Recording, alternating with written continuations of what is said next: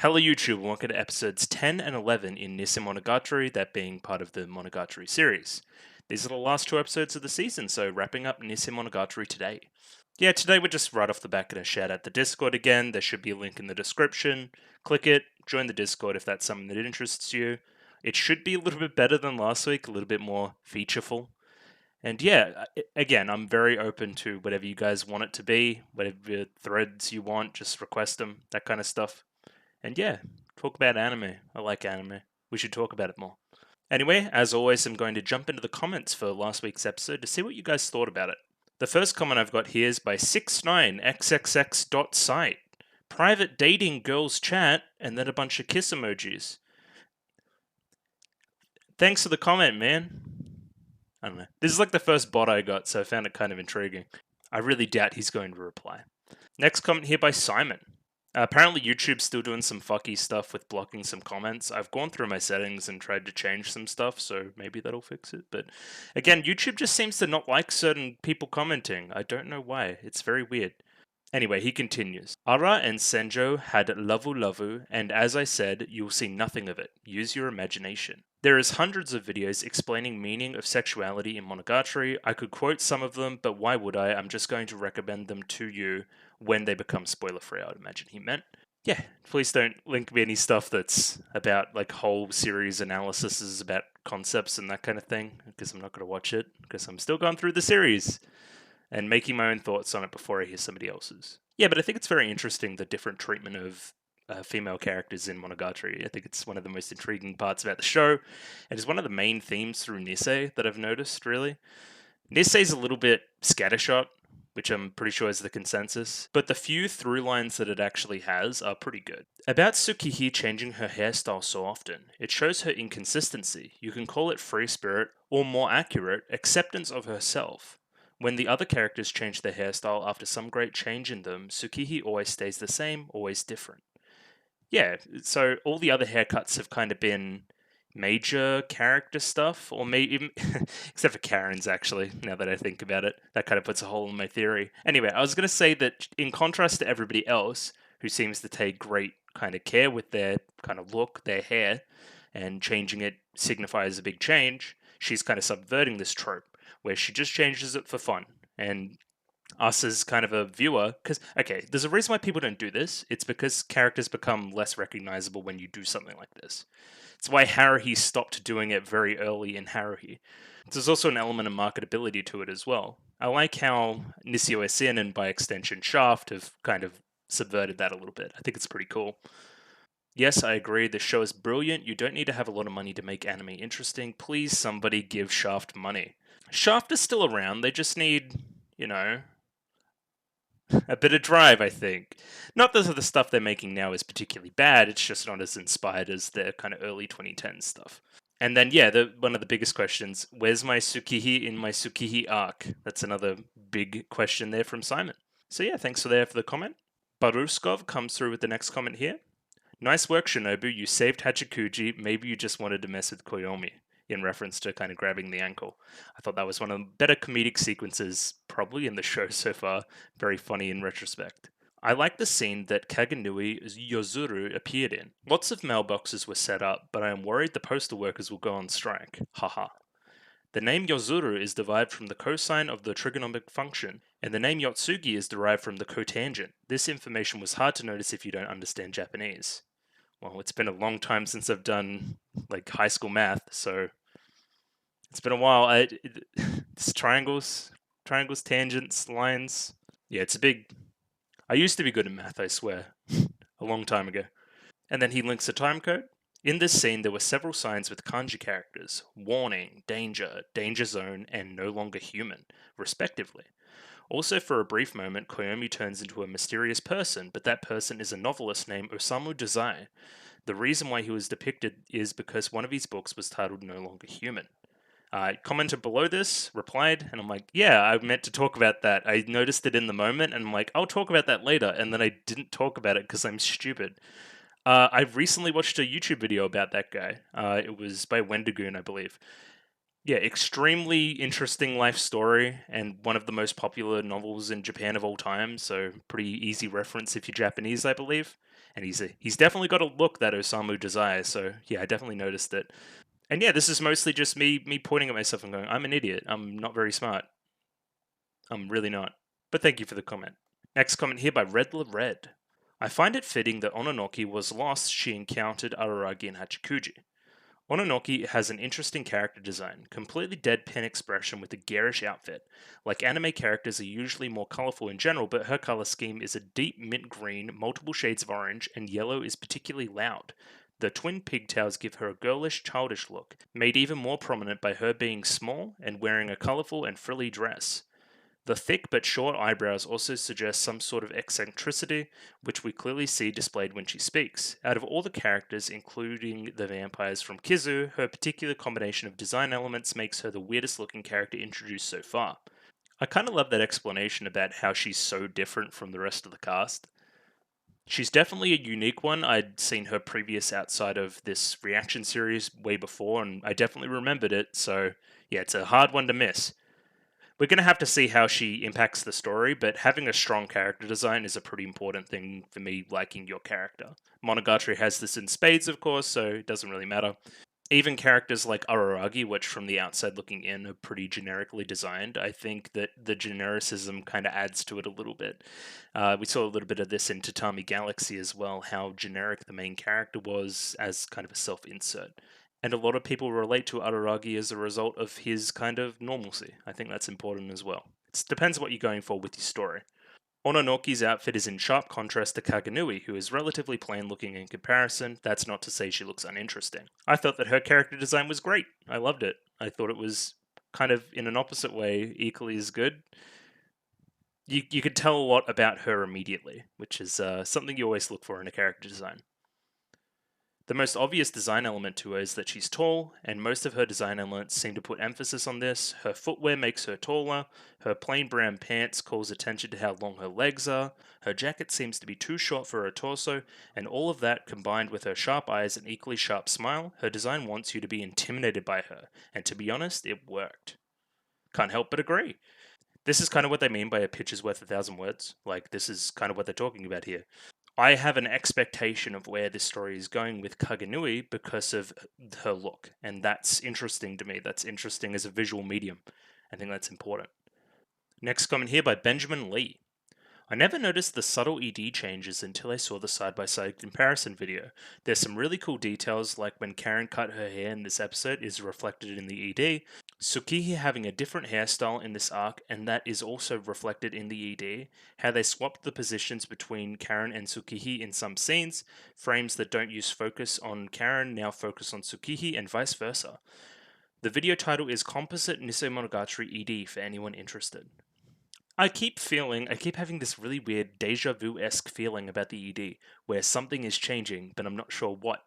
And this now explains it. Hooray, I'm not insane. I love that. And thanks for the comment there, Benjamin. Next comment here by Backslash. He links a time code and says that this is a great face. She seems really into this. Another great shot there. I'm trying to do better about the reaction faces. I'm sometimes a little bit stoic, which doesn't really work well in this medium. Next comment here by Dharma Imancia. I recommend you start taking notes on dates and characters' names because they're going to be important in the future.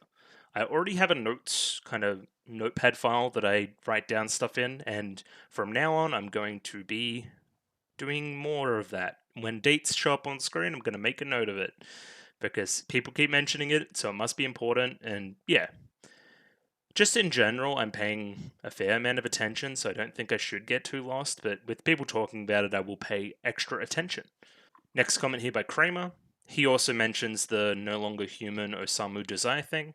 He continues, in the TV version during 3350, Araragi is making the Jotaro pose, standing and leaning back while making a finger gun. I forgot Senju did Rohan poses in episode 7.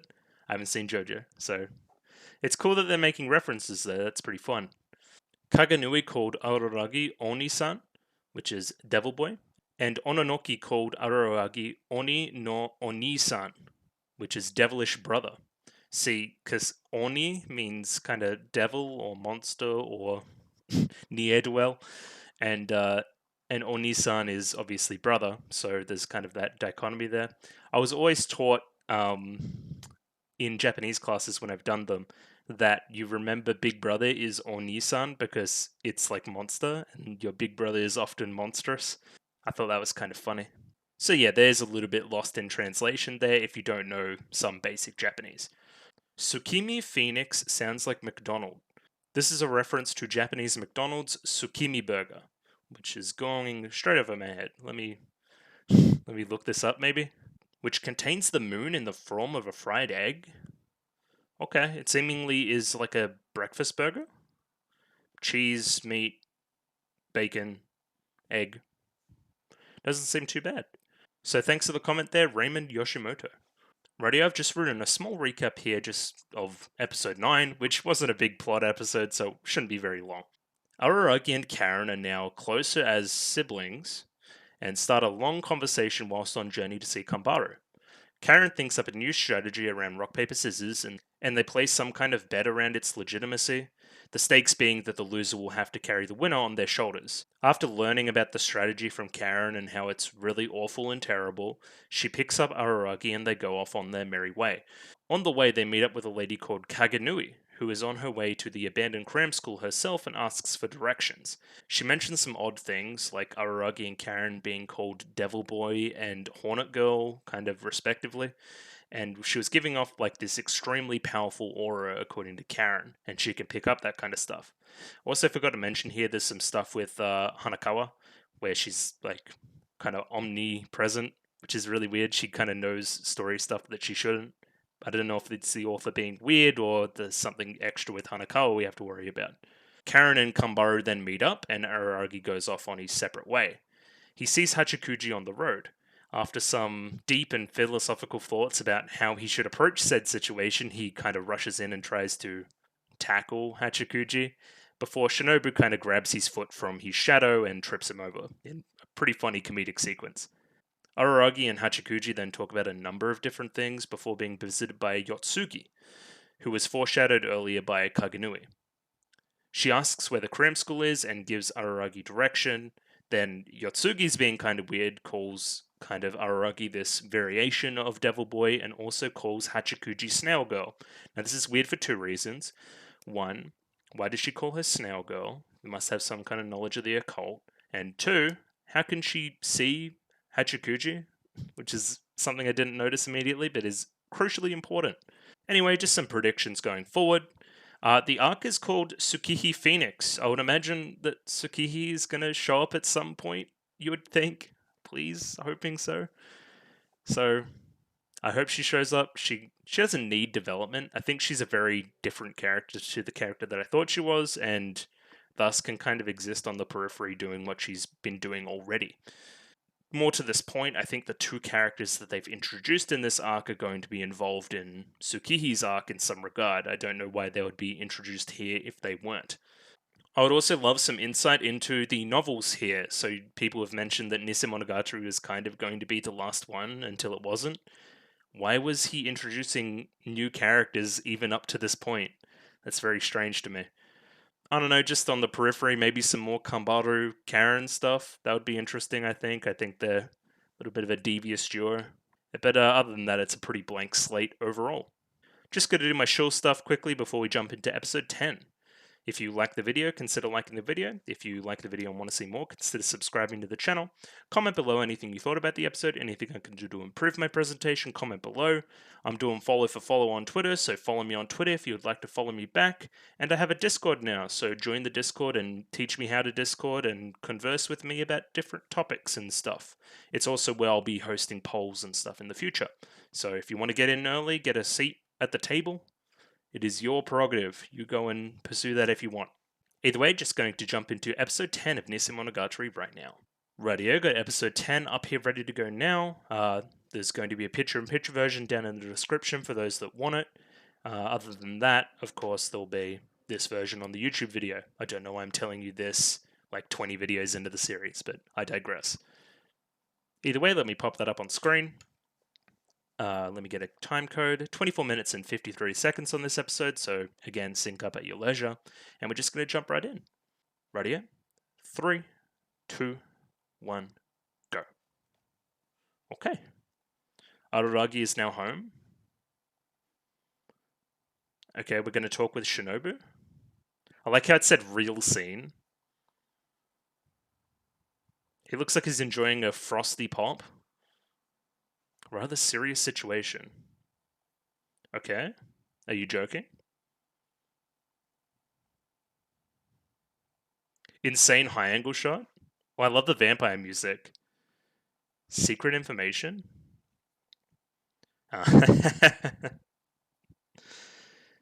That's very important information. Thanks for telling me.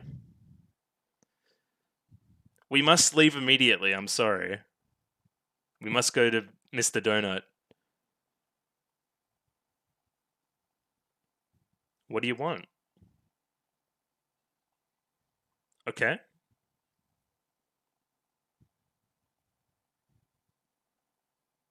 Yeah, I mean, she's pretty strong. I won't even need sunscreen. Okay, wear a big fancy hat.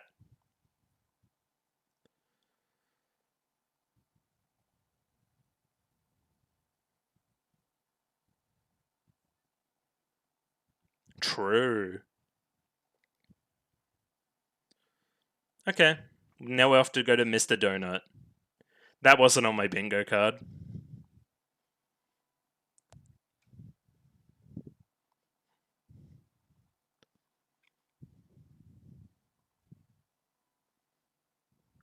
Platinum Disco's good. Third time I've said it.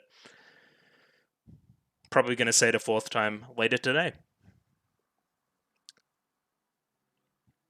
Okay, what's going to be on the way to Mr. Donut that's going to spring this arc into action? We have to have some kind of, some kind of something soon. Again, feels like an OVA. I've said it like a million times.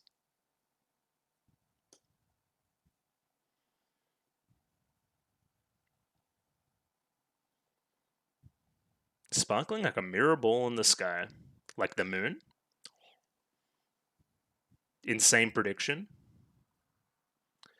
This is the best part where the melody changes like this.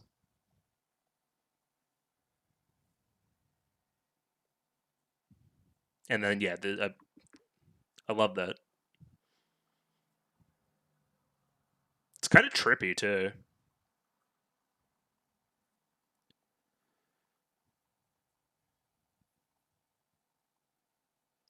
Platinum.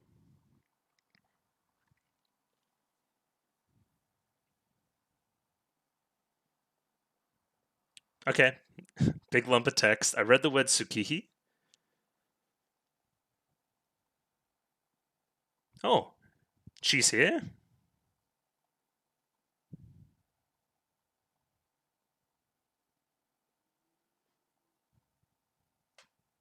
Okay.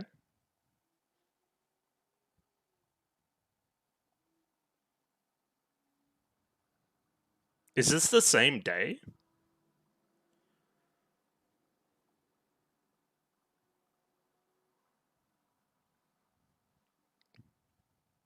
Okay, really nothing.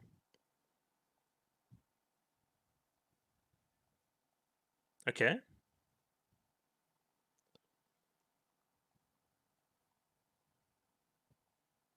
I mean, I probably thought that as well. What is she eating? I thought it was like face cream. I don't have any clear inner image of it.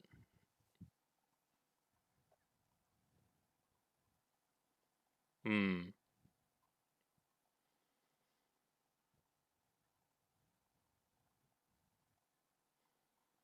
Okay.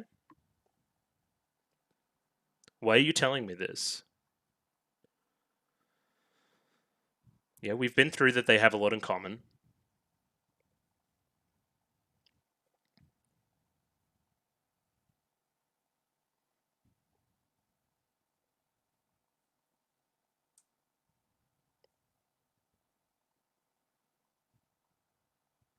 Okay.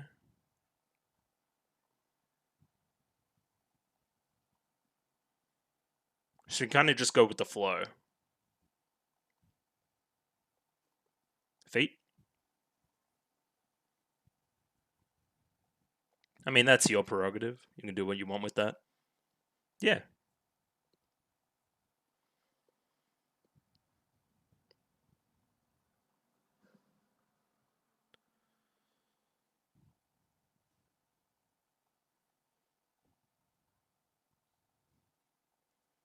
Yeah, you big bully.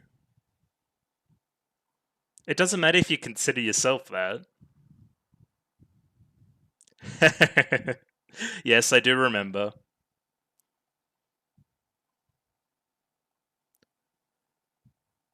Okay.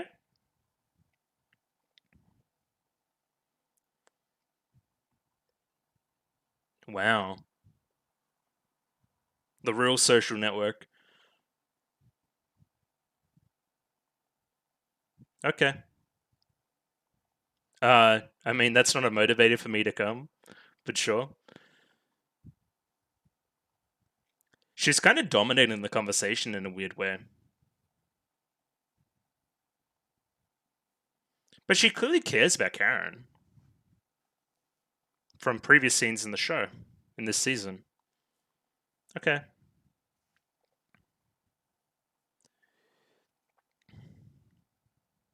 Oh, that's not even like top 5 on the worst outfits people have been wearing in the show. She can do what she wants, she's just chilling.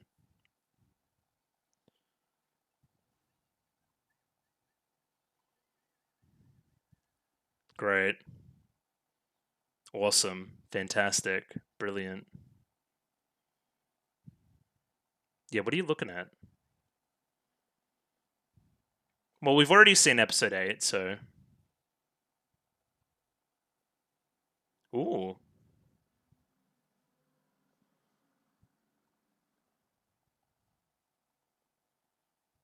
Are you literally a fake?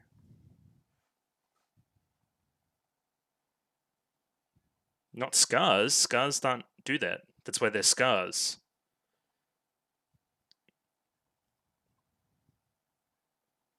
I mean, I agree as well. You could have just asked. But he needed to make sure. Oh, of course, yeah, just give her a grope on the way through, too.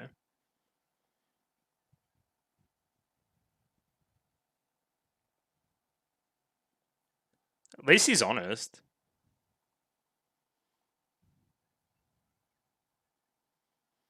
Hey, yo. It's escalating?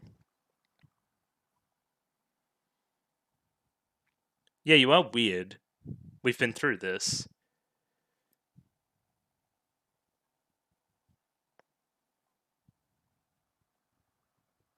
Ha ha ha.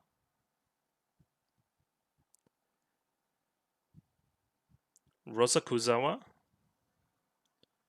Love, love?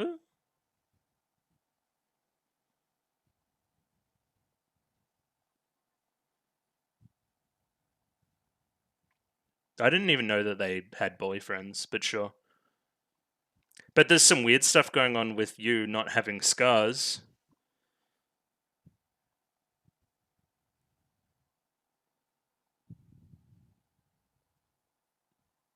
Pondering.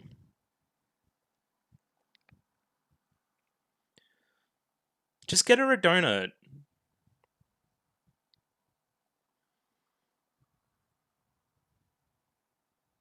A tofu donut doesn't sound very good at all.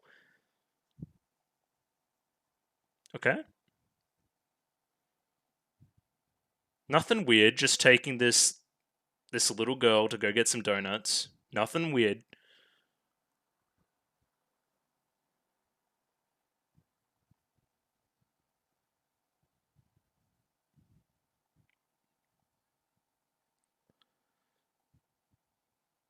No, they cost currency.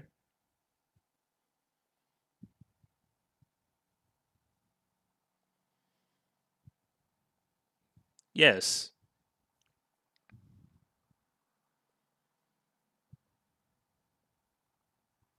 You can't eat them every day, everything in moderation.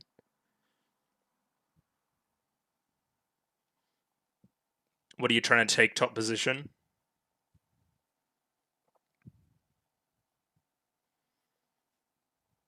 You're trying. Bit of silver tongue stuff. Yeah, let's fight. Oh, and yeah, it's still like in like the American desert. 5 each?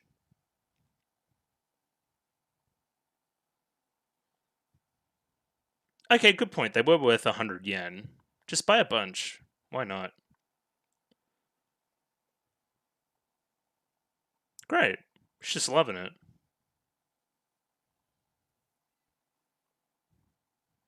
It's like foreboding music for donut eating. She's gaining power. Yes, I remember those two girls. Posed look.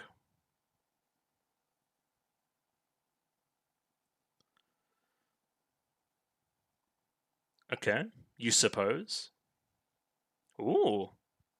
A supernatural creature. Huh.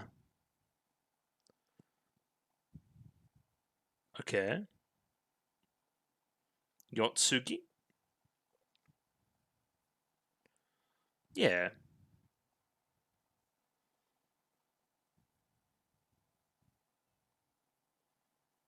Oh. That bread in the Hawaiian shirt? Yeah. Oshino Shinobu. Okay, similar. Alright, gotcha.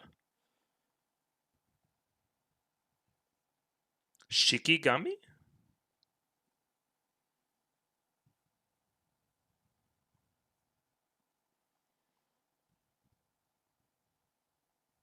Respectable person. Okay. I think I will. You sure? Yeah, it's something different with you two.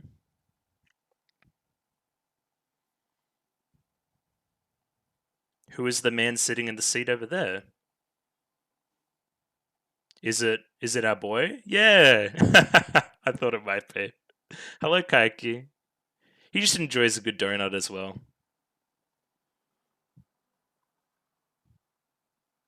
Yeah, wasn't he going to skip town? Some minor business. Okay. This is the most, like, kind of dreadful donut eating I've ever seen.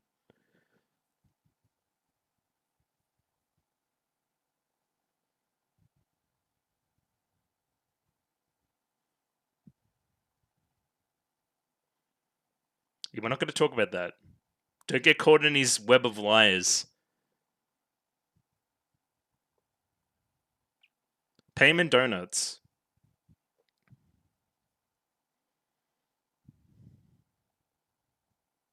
I'll just take the whole wallet.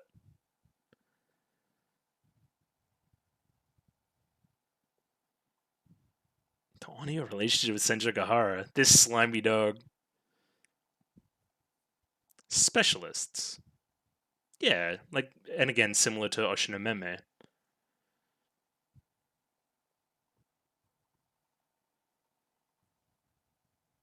Exorcists.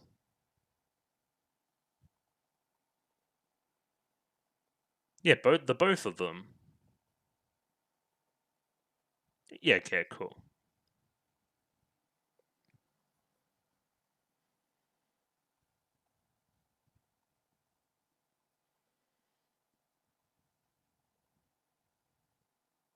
Rather famous in the business.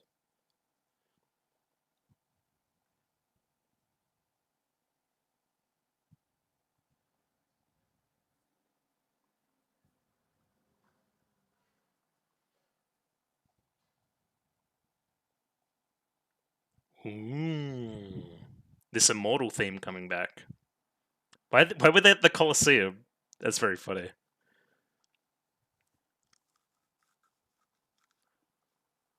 Well, I'm thinking about the other character that has been implied to be immortal.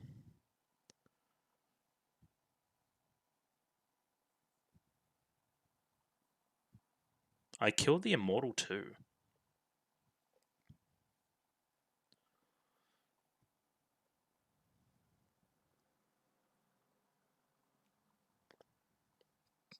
People die when they are killed?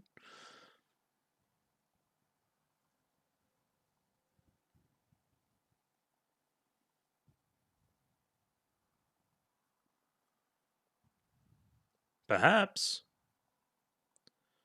Oh, there's other immortal creatures?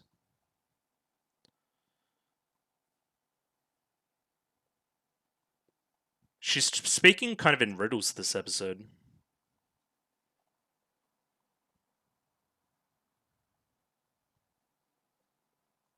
We're not calling it a monkey's paw, it's different.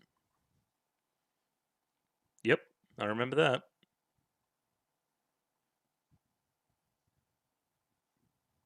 Well, yeah, that's the premise of the show. So I assumed there would be more.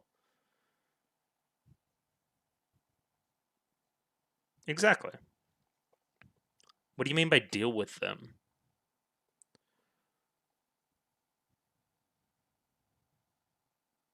Ooh. Yep. After Tsukihi?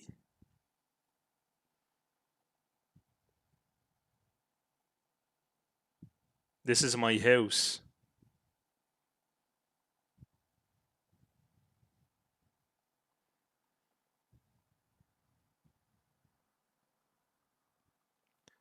Yes, both of these things did happen.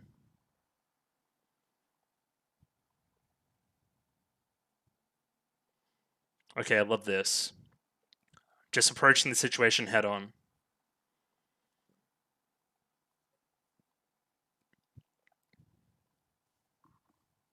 So the kind of like he thinks they're vampire hunters as well, similar to the ones in Kizu. Yeah, I thought the same thing. There's a different immortal character. Great.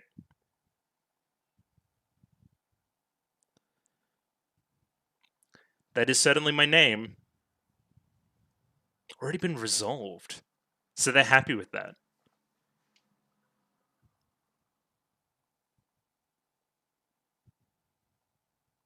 So?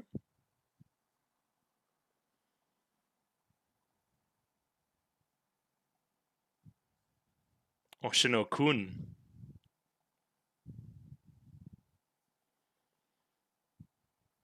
Exactly.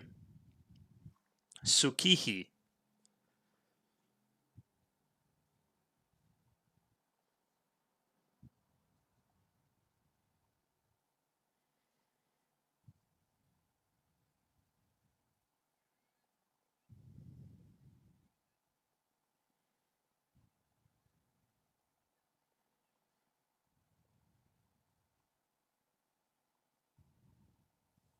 Unlimited rulebook. What is she doing? Big finger on the beat. Hey yo. Is she okay? Alright, it's time to fight, guys. Oh god, she's dead.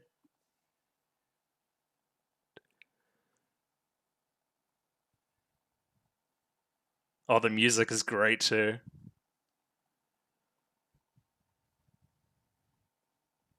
Hey yo, she turned the television off.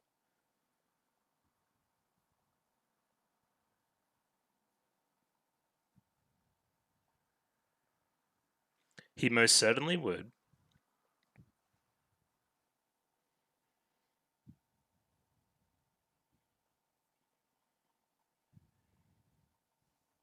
She's immortal,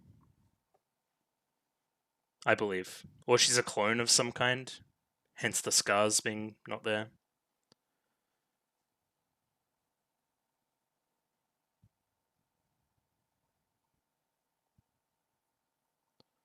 She's still playing it very cool, wasn't she?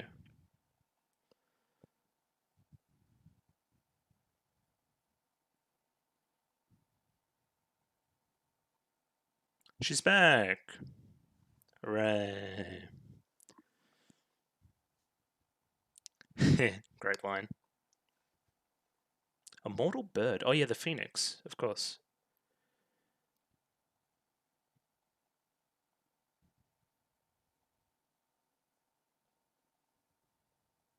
Evil phoenix. You most certainly did.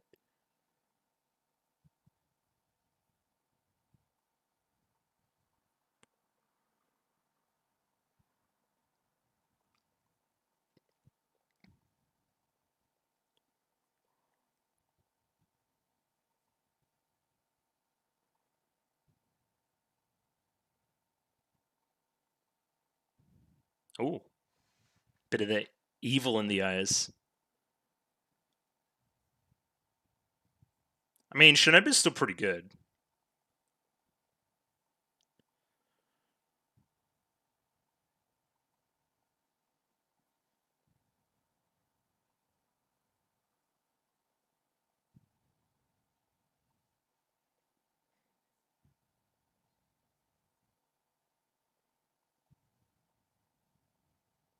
She's playing it pretty confidently if it's a bluff.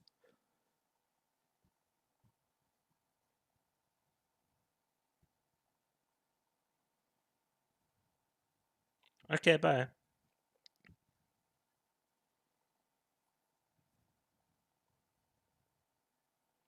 Okay. Not pure evil. Yeah. She's some kind of imposter. Yeah. Nisemono.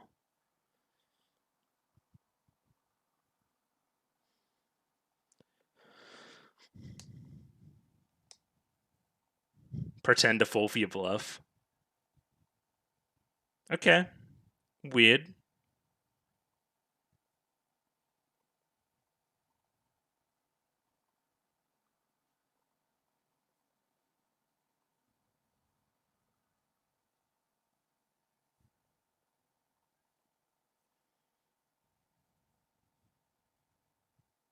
Bye. Because we take care of immortal creatures. We're like balancers, like Oshino.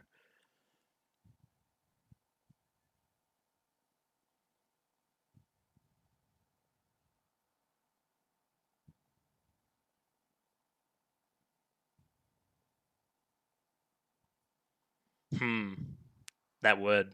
Evil. Alright, landing on a little bit thick.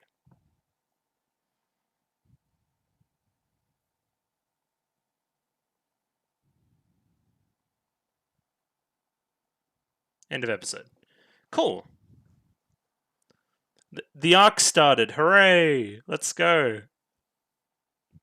A lot of stuff went similar to the way I thought it would, which is cool.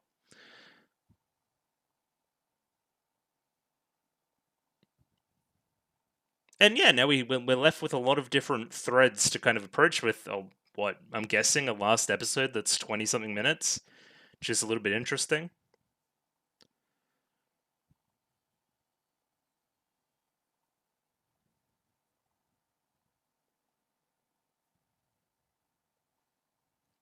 Other than that, the donut stuff was cute.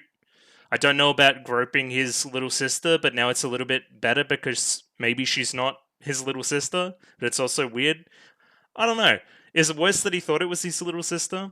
Well, I'm just taking, I guess, Kaganui on her word that she isn't a sister and she's somehow snuck her way into the family and fooled everybody. She's actually some kind of half human, half supernatural creature.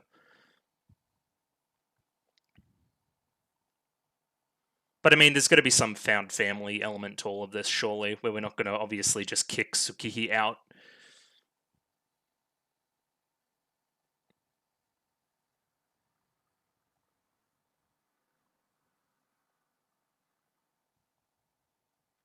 Great. Hello, Araragi Koumi.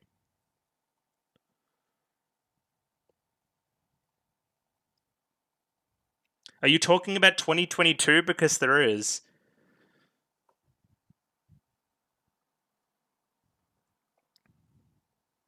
Is this 2022? Yes, we will.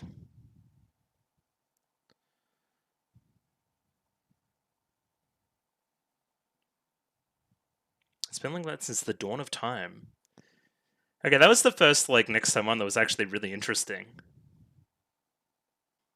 Alright, just gonna jump into a bit of analysis on episode 10. So it's weird, right? They kind of set you up in this arc that it's a Tsukihi arc, and therefore you pay attention to a lot of things surrounding Tsukihi. So I said I kind of zeroed in on the first scene of the arc where it's like, oh yeah, she's immortal and also a fake. I'm like, okay, these are two things we need to take forward that are going to be important to the plot. It's going to be important to the arc. Why else would you start the arc with it?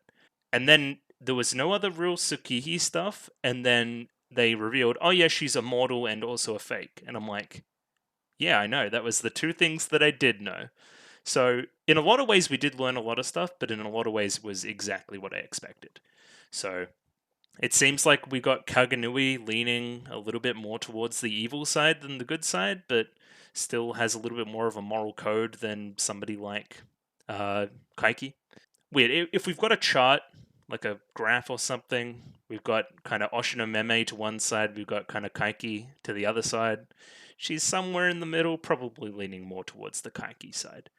It's weird, right? Was Oshino Meme a morally good character that felt actual empathy for Araragi and his plights, or did his goals and Araragi's goals just happen to align and he made best use of that? It's hard to say. Either way, I think I feel some kind of at least brotherly love from Oshino to Araragi.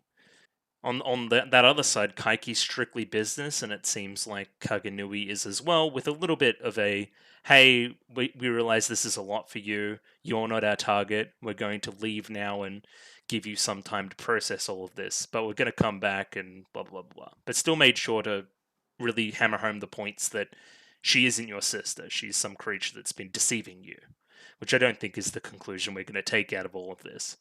Other than that, what else happened? We went and got donuts, and Kaiki was there, and that was quite humorous. I thought that was funny. And there was also the conversation with Tsukihi around kind of abandoning the Fire Sisters and how she was kind of always just copying Karen and Araragi's passion for justice, or passion in general, I should say. And there was little clues piling up, like the lack of scars on her and how she was acting a little bit differently today. Like just immediately, the way she's shot is very like something's up. You know what I mean? Anyway, it all builds up to a good climax. Is my point. And yeah, in all, a pretty good episode. Speaking of, I'm just going to pop it up here and just going to go through it and pause when I want to talk about some stuff that I liked.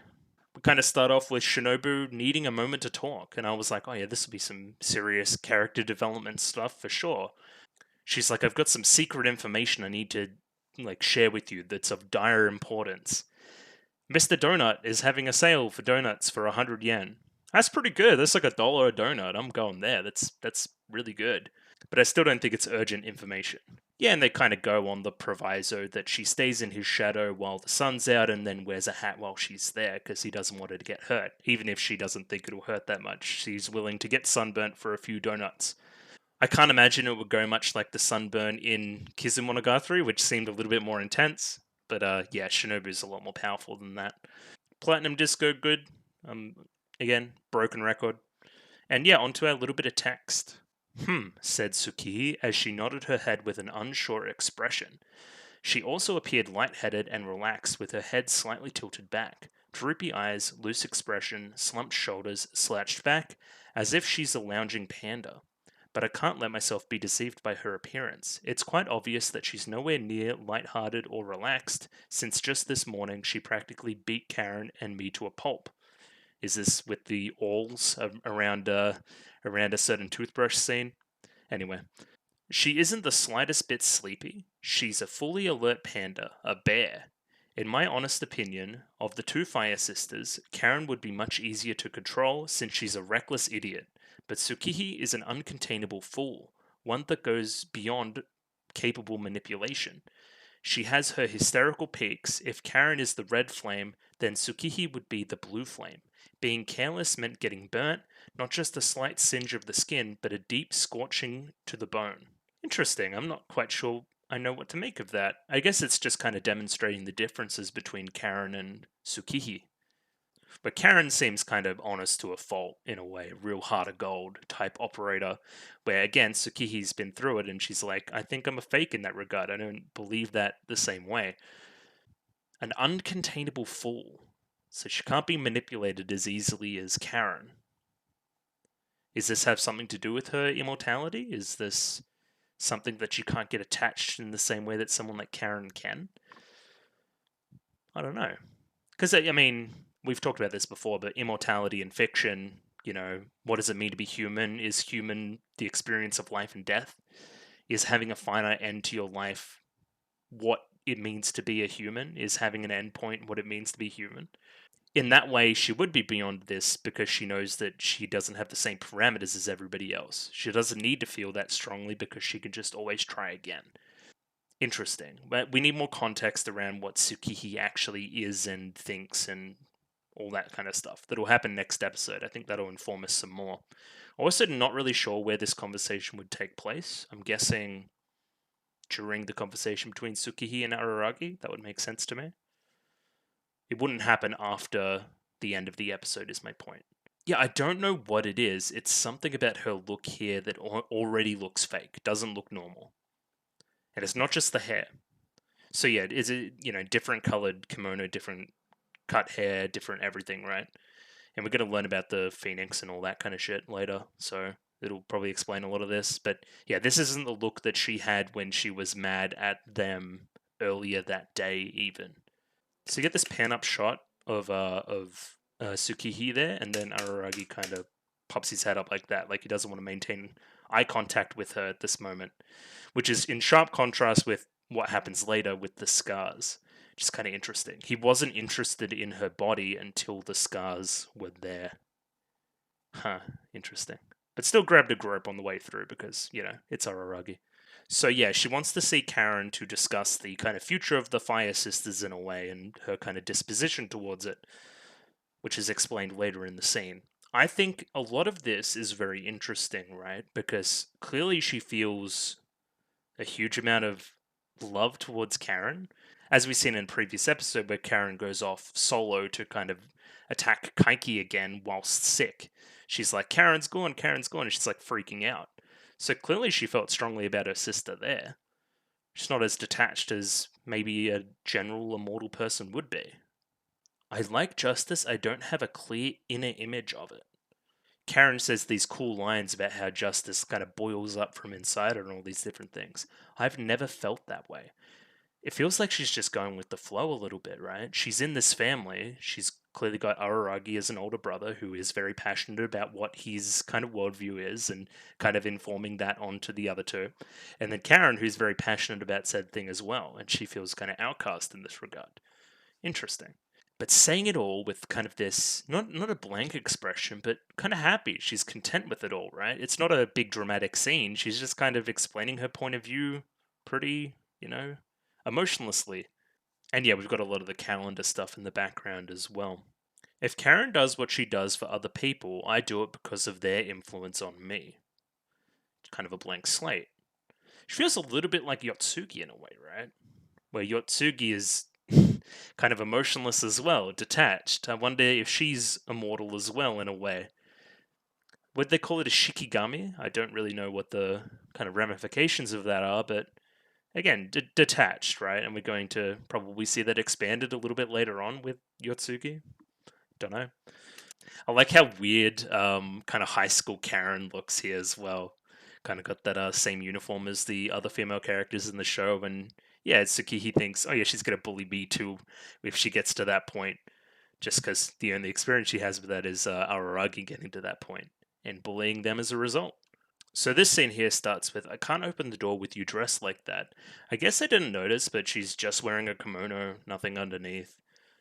And it's a little bit risque, but I wouldn't put it in like the top 10 most risque outfits people have worn in this show. Sometimes they don't wear anything at all. And then he kind of pounces on her a little bit and kind of rips off the kimono in a bit of a tornado move, which is fairly humorous. Good little bit of physical comedy there. And then, yeah, holds her to the ground shirtless for a while. And I'm like, he's also tied up her hands, which, bad touch. Don't do that. Unless she wants you to do that. Didn't you have a scar here? And then Tsukihi tries to brush it off as, well, I'm a human. Scars heal, obviously, right? That's not what scars do. That's why they're scars. So, look at that there. That didn't heal, because it's a scar. Spoilers, I'm a human. But yeah, Tsukihi seems to be different. And originally I was like, this is some kind of belly button clone situation or something, and that's how she's immortal, but that was kind of way off track. I guess her body just kind of grows back eventually. And yeah, he gives her a grope on the way through, of course, because, yeah, what's his reasoning here? Just because it was right in front of me, so I wondered what it felt like. Just pretty matter of fact. And then he does it with his feet, which is weird. With socks on, you're weird. Get the bonk out. Send him to horny jail. Here's where they kind of revealed that both of the sisters have boyfriends, which is not something that I knew could happen in this show. How are there female characters in this kind of harem-esque show that actually have other boyfriends? That's not how this is supposed to go. And she brings it up. Sorry, but I'm in love. Okay, I'm wondering why this was included, but I think I have a little bit of a theory here. We're talking about the human being status of Tsukihi. So clearly she's able to feel love, or at least fake love, right? Got a little blush there.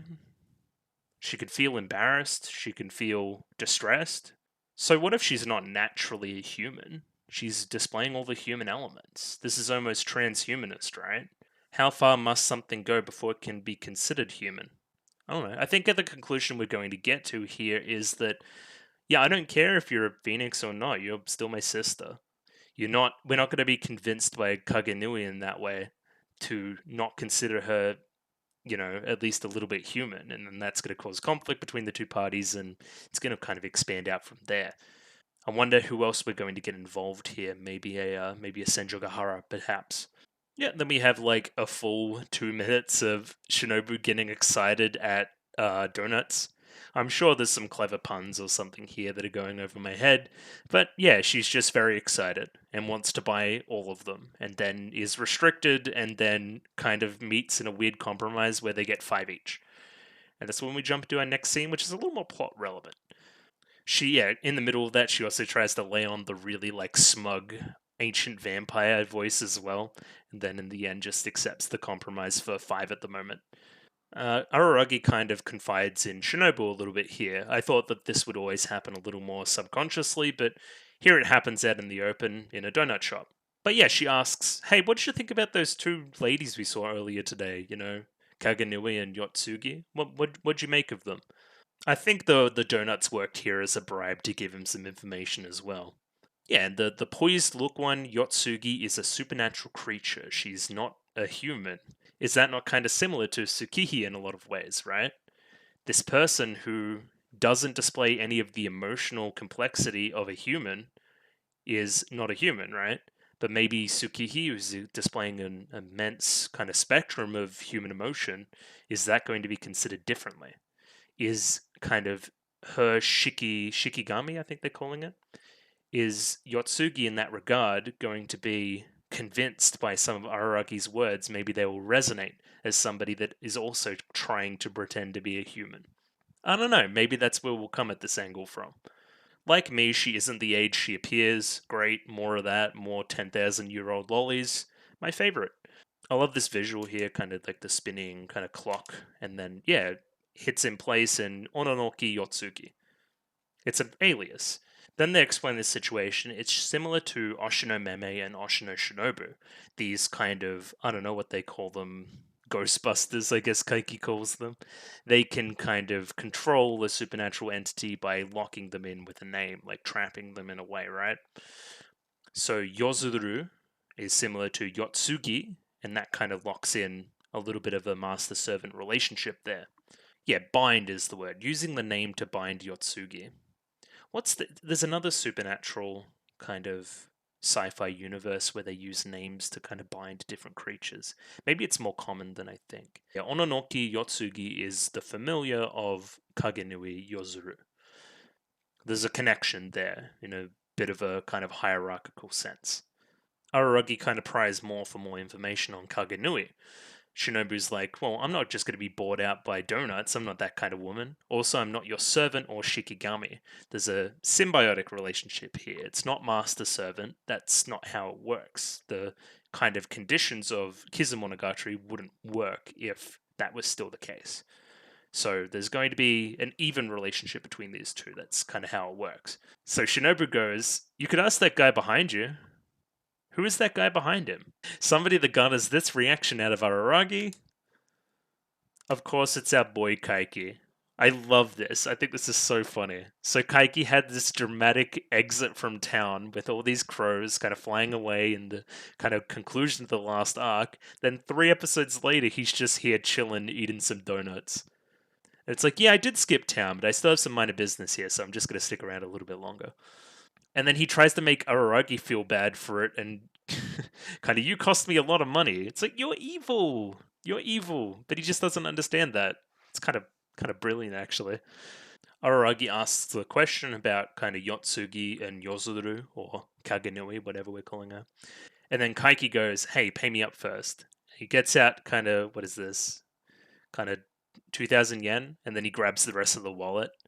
Just classic stuff, like cutting the cake, and then I think it's like Tom and Jerry picks up like the whole cake as opposed to just the slice. Classic bit of comedy.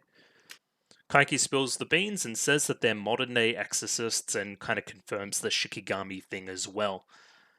And then he says something interesting here. They specialize in a very limited field, immortal creatures. And this is when it clicked in my brain. I'm like, okay, the only thing we know about Tsukihi at this point is that she's maybe immortal. So it was no surprise to see them at the house in the next scene.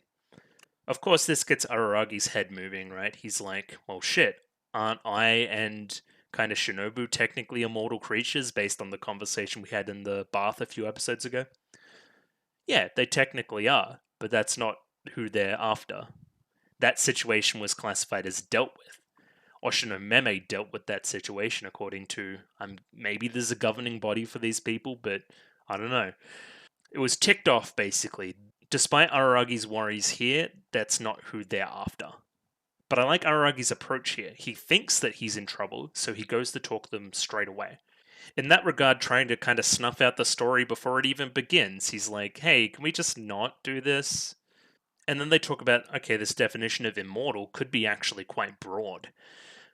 Isn't technically the kind of monkey's paw, even though it's not a monkey's paw, that possessed Kambaru, technically isn't that immortal? Technically isn't the cat that's possessed Hanakawa as well, isn't that immortal technically? So how broad is this field?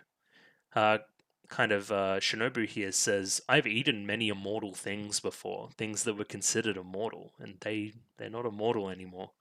Here's where he kind of expands the thought further. So these people come into the city, right? Oshino Meme's kind of left it vacant. So it wouldn't be particularly odd if there were others like us, others with supernatural connections that they need to deal with. Of course, the person that they're talking about may be a little closer to home than he thinks. There's a great dramatic build-up in this scene, right? We get the constant pressing of the doorbell. It builds a sense of dread and anticipation of who will answer the door. Of course, if you're paying attention, you'll know that it's Tsukihi, and it's because of her immortal status.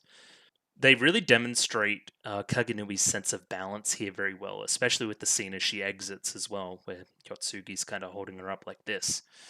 Kind of that conversation before as well in the previous episode, where she was immediately able to tell the supernatural creature that was associated with each of the characters, right? Does that talk to this kind of same feeling about the broad definition of immortal beings? Are all supernatural creatures technically immortal? I don't know how relevant any of this is, but it's all coming together a little bit. I understand why she said that last episode now.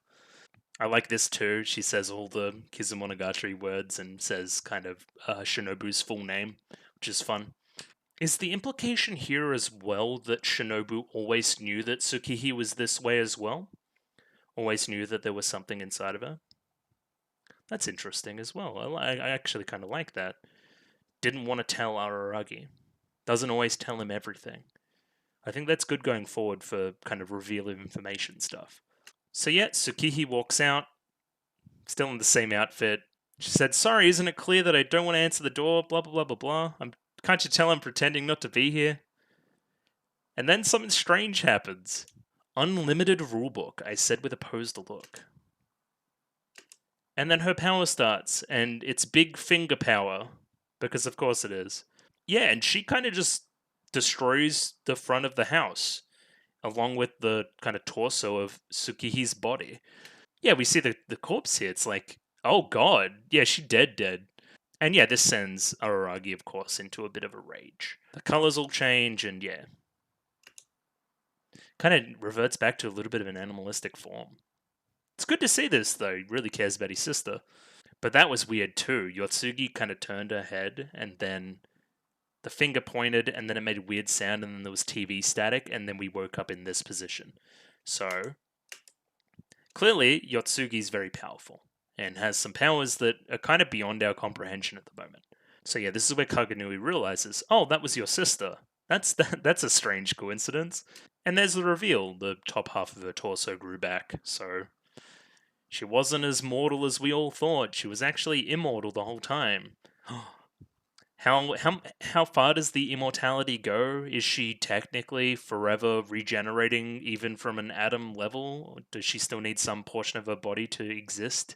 Can we cut off her limbs and take them to different places, kind of like Shinobu in a way? Anyway, we'll probably get answers to these questions next episode. I like this from Yotsugi, kind of talking with this otherworldly fourth wall breaking knowledge. You appear to have a thing for immortal creatures. And your sister was possessed by an immortal bird, probably a phoenix. Yeah, and the association of it with that word again, evil. That is an evil phoenix. It is deceiving you as a human, right? Are we going to come to the same conclusion or similar conclusion to Karen? Is it okay to be a fake? I think we might. I think I'm kind of liking this as a moral. I think it's pretty cool. If it goes where I think we're going, the found family and all of this will be very satisfying, I think. One of my favorite tropes for sure. Yeah, and this is where we see Kaganui do a bit of the crazy eyes, and this is like, okay, maybe she's not as well adjusted as I thought she was. Maybe she's a little bit evil. A little bit. Or at least morally grey. I like Shinobu here. Shinobu tries to talk up a good game, tries to kind of ward them off by bluffing a little bit. Yeah, says I could energy drain the girl, then I could take you out very easily. Kind of bluffing a little bit, but of course, Kaganui sees through the bluff and just kind of leaves them to their own devices. Just for reasons. I don't know. Just because the plot needs to happen. Despite what we've said, I have no interest in killing a little sister in front of her brother's eyes. Excuse me. Again, we're talking a lot about evil and morality and the greyness of it all, and kind of a dichotomy. I'm talking between Kaiki and Oshinomeme. Goldilocks in the middle, it seems.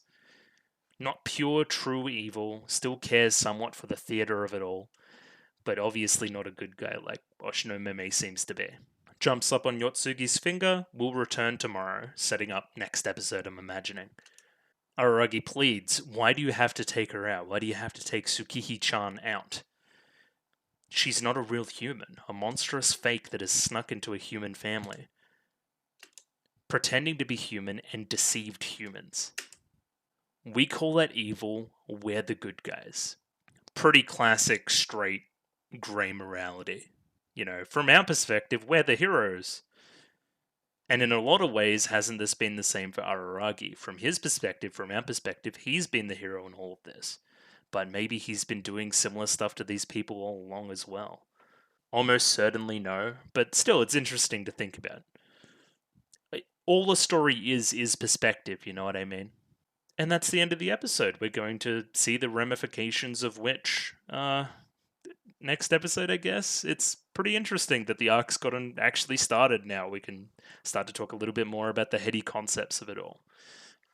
And yeah, I hope we take the conclusion that, hey, despite you being a fake, despite you being, you know, a phoenix, not being quite human, you're still my sister, I still love you, all these kind of things. I hope that's where we're going. Of course, there'll be some kind of writerly spin on it all as well, but I like a good old sappy found family story as well. So, anyway, onward and upward with episode 11. Oh, I just wanted to mention that the post-credits scene was quite funny as well, especially in 2022. Either way, on with the next episode. Radio, got episode 11 up here ready to go. Picture-in-picture link down below. Let me pop that up on screen. 25 minutes and 43 seconds on this episode, so just going to jump right in. Radio, 3, 2, 1, go. The Dying Bird. Okay. I love the music already.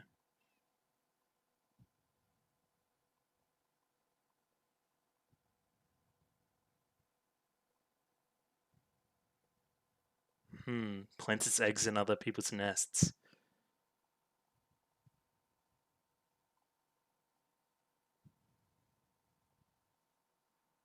Oh my god, this is beautiful.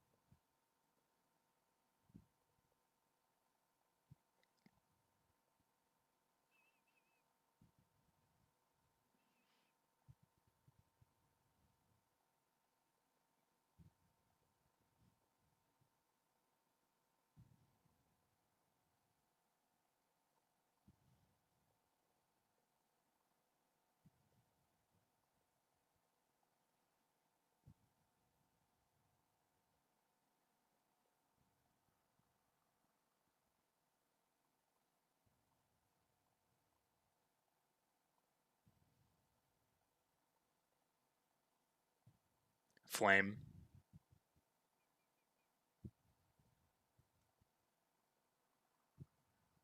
Interesting. It's like a parasite in a way, right?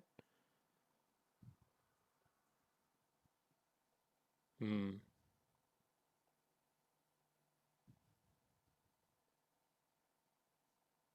Hmm.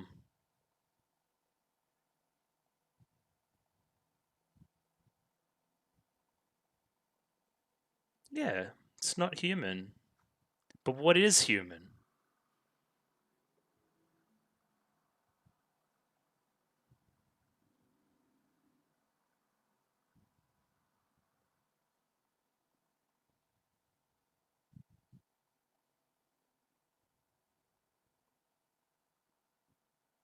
That was beautiful. That was one of the standout sequences of the show. I loved it.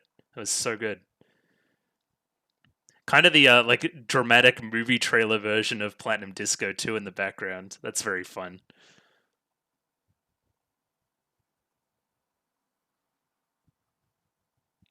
All described by Shinobu in kind of this really serious voice in it all. I loved it. Thought it was great. But yeah, just confirming a lot of what I was talking about last episode as well.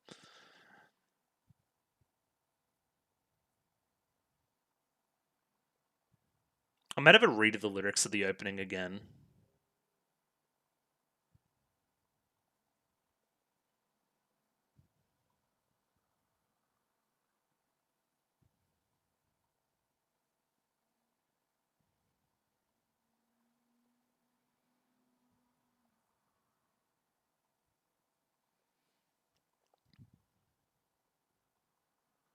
I want to hear. I want to hear Sukihi's like kind of words on all of this.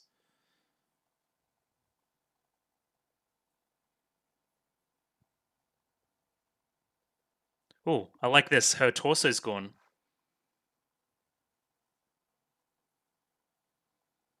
Why am I so discontent? Yep, that's a lot of text. Great.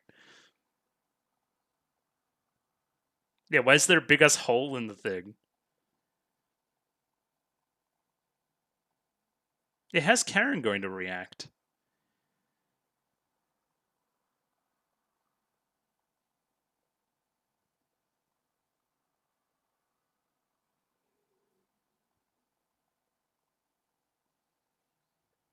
You're a little bit dumb if you think he's not lying.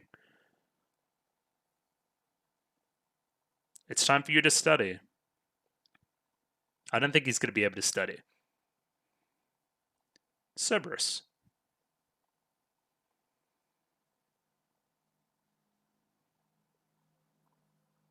Yeah, where is she? She's up in bed.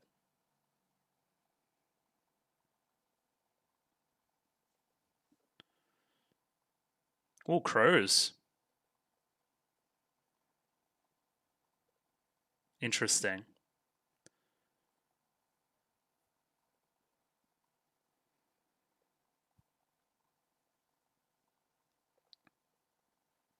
Aye, aye.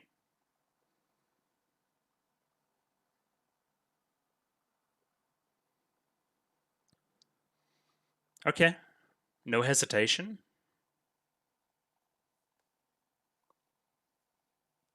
Good. Great. I love this. Because that's what I think as well.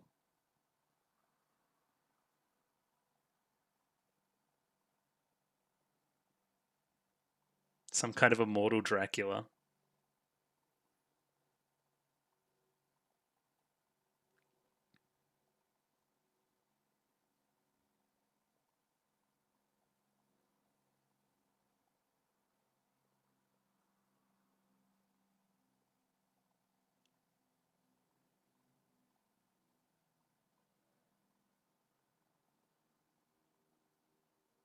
Oh, I'm gonna kiss my sister on the lips. Great. Oh, big moon too.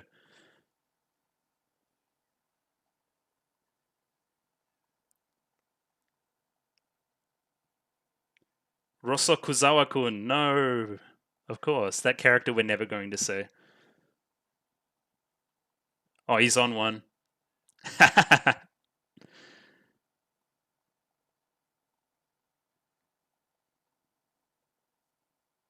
Okay, great.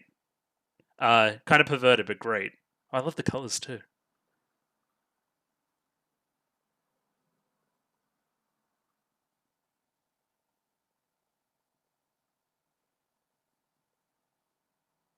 Yeah, that's how being a big brother works.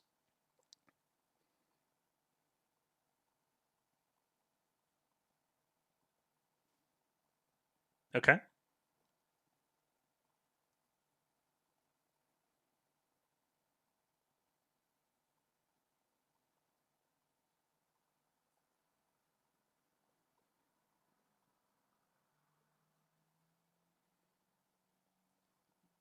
Okay.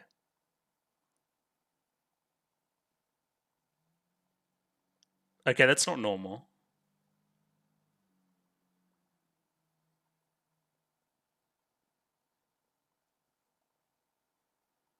Platinum. Great, love it. This is exactly what I wanted to happen.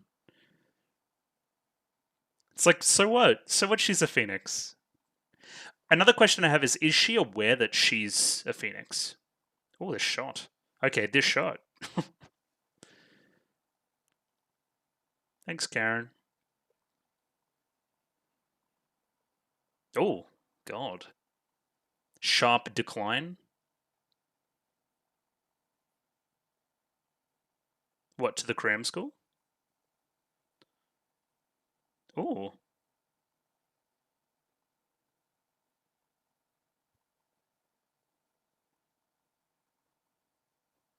I'm putting myself before her. Oh, Shinobu likes it. Shinobu, I thought she mightn't understand this concept.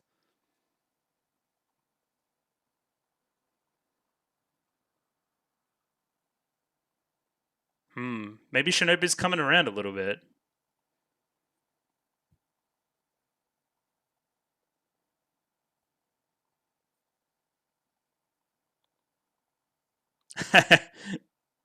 The moon has been quite good to me.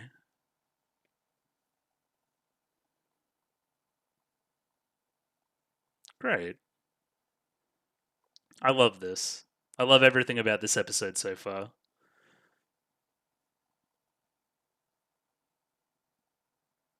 Okay. Sucking a bit of blood. Oh, how big you getting?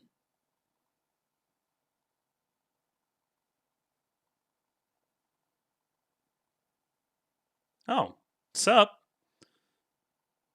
This is like one of her her other forms. You know what I mean? From Kizu.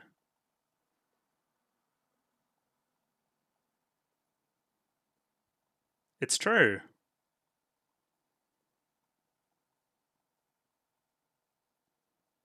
Yeah, he would say something like that.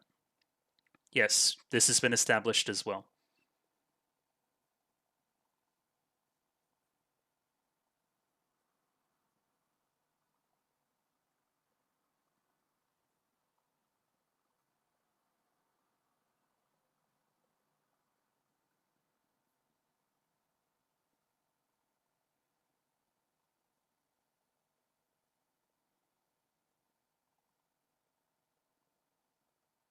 In contrast to a meeting with Kaiki. Ooh, kind of like a Pokemon battle. What are we gonna do then? How are we gonna fight? Oh, you're gonna trade?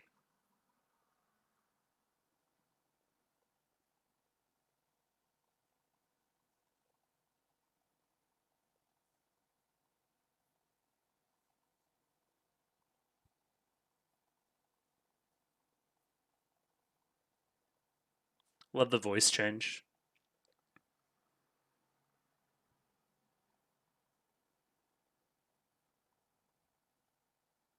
Mm.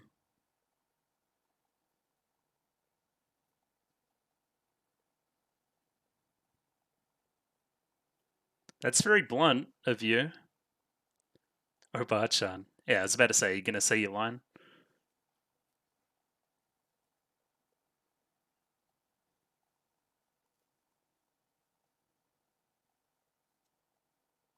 Hmm.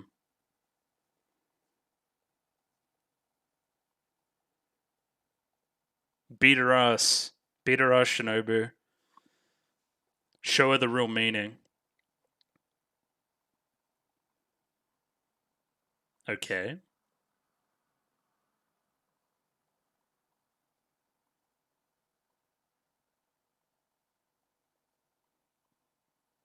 Yeah, it's kind of his thing.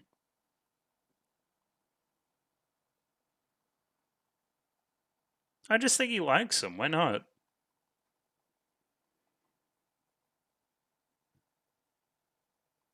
Old friend. Oh.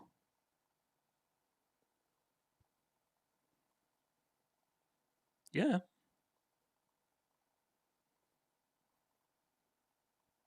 Kaiki-kun. He shared a major. Ooh, upperclassman.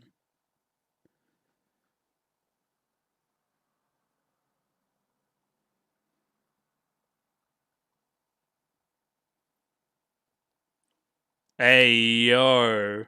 Fuck Kaiki. Yeah, fuck that guy. It was him getting back. Oh shit.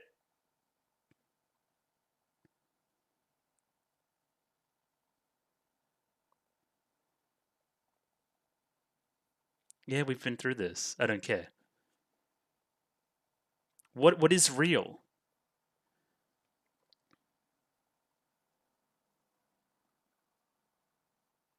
Yeah. Great. I'll love her even more.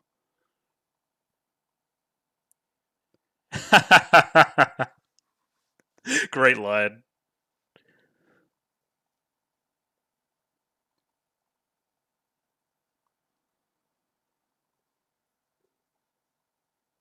A good guy like me.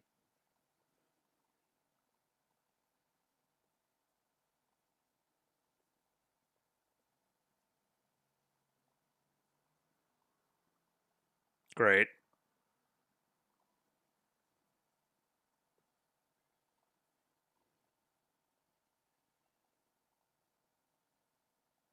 With the heels too. Yep, she's beating his ass. The double headbutt, like breaking the skull.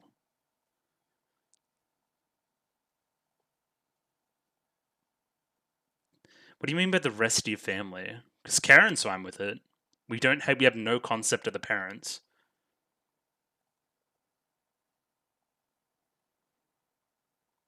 Yeah, maybe that's kind of changed his opinion too.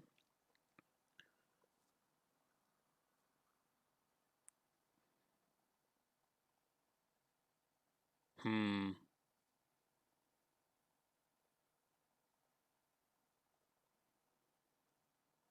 Didn't she essentially do that? I'm questioning the mother. Because, yeah, the whole birthing a monster thing, or monster, but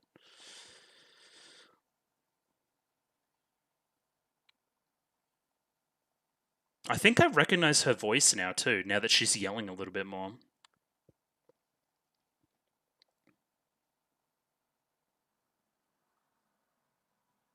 Yeah, okay, so she doesn't know.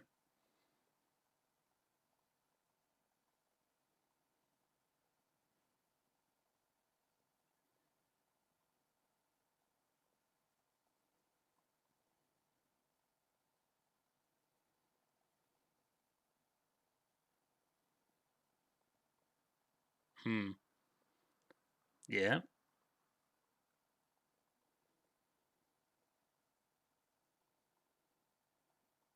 Yeah.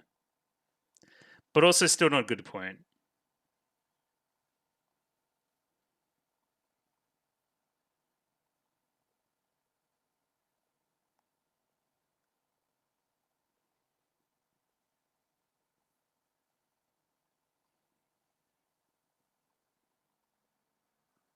Nah, but you got to be selfish at least a little bit in this situation too.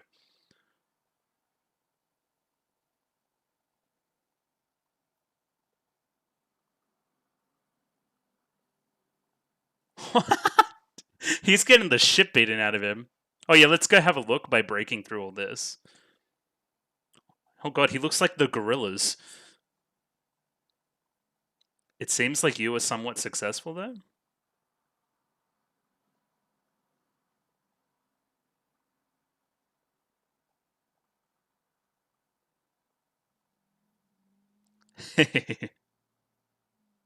Great. You don't look as posed as before.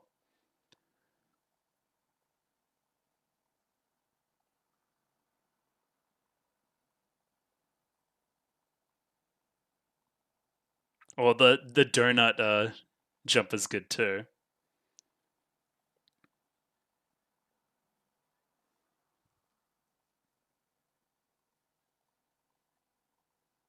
I love this. Okay.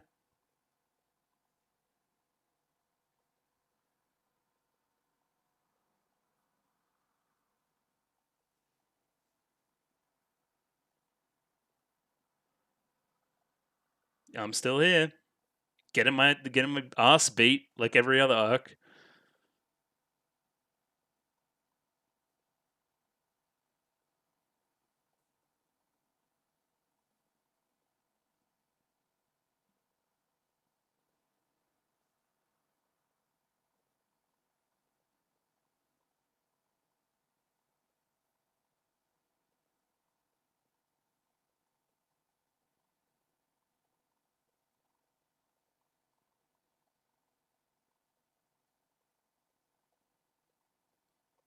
Hmm.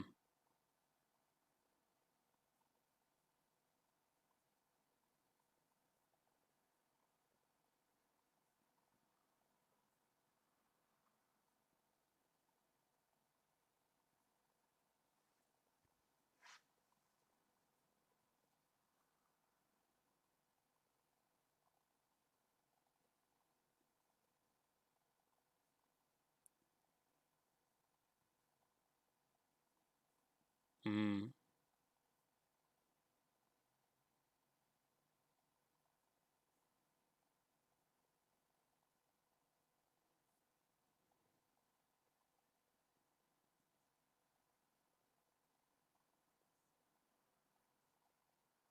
Okay, I get the concept, but a little bit weird.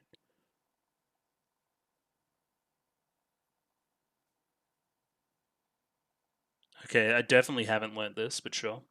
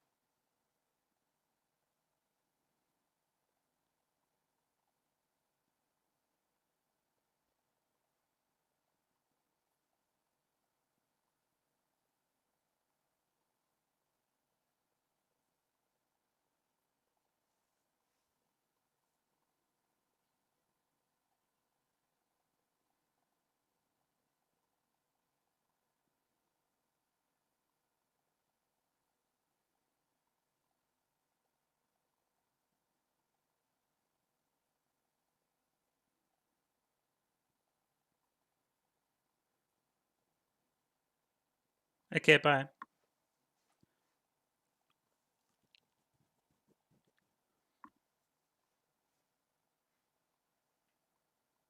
When I'm feeling strange like this.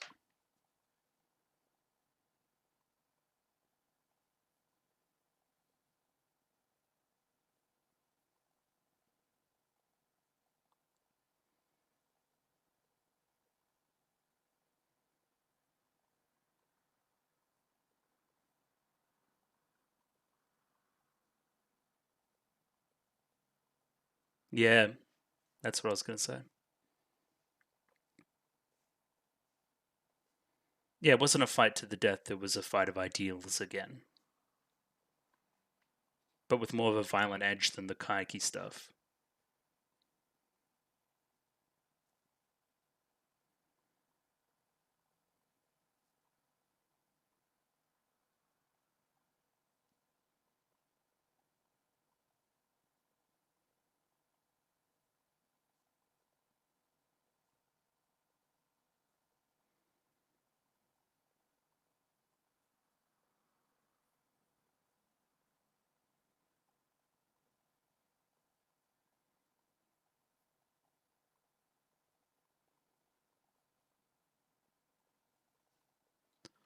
And what is that?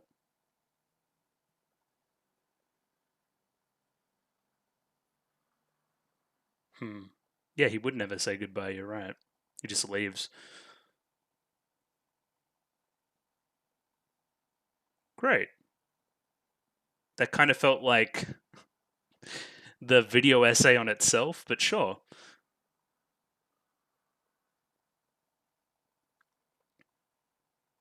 You were afraid?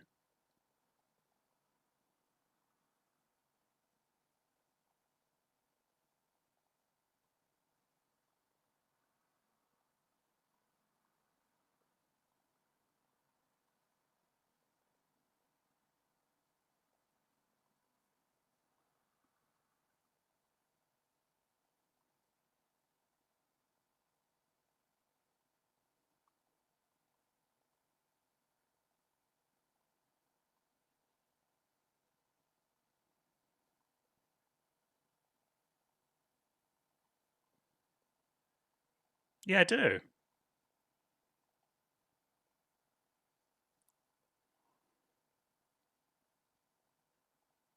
Don't tell her anything she doesn't need to know.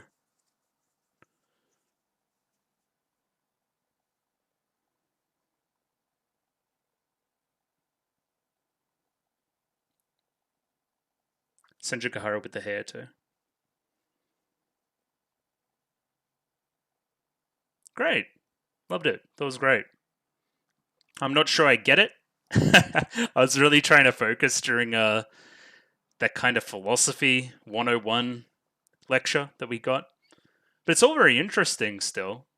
And again, I feel somewhat justified in what I've been talking about.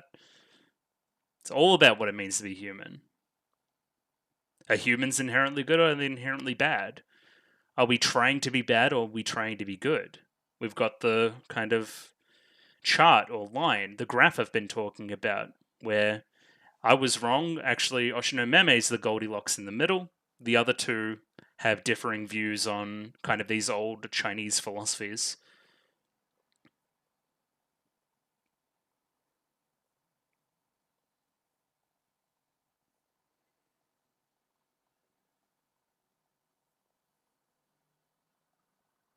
And Araragi eventually just tries to be, I guess, selfish about the whole thing, right? If they are my family, then they would feel the same way I do, or at least similar. We're also getting a little bit more of a scene here. Great. Look at this.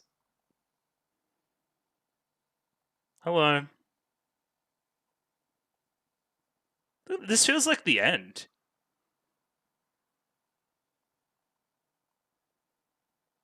but is obviously not the end. Righty, I'm just going to jump into a bit of analysis on that. I'm not sure how much I'm going to get out of it because I don't know, it's hard to grasp it all at this moment, but we'll see. Now, that was a great episode and kind of a great bow on the whole season in a way, right? Kind of bringing together both arcs in a smart way as well and really reinforcing this family theme. I thought it was beautiful. I'm looking at this right now on screen, and like that opening sequence was magnificent. I loved it. It felt like something like cinematic, like really cinematic, like a really just great flashback scene. It's probably some of the best stuff I've seen in the show so far, for sure. And yeah, I'm going to go through it now. We might get to the end where we talk about our philosophies a little bit, and it may go over my head a bit. I would appreciate any talking about this in the comments without being too spoilery, of course, because I feel like this kind of Kaiki Oshino Kagenui conflict is going to be continued through a lot of the rest of the show. So, without many spoilers, kind of discussing their philosophies would be appreciated. Well, for a start, the music here is beautiful. It's kind of like the your dramatic trailer version of Platinum Disco, and it really hit me. I don't know why it did, but the music was really great. Loved it.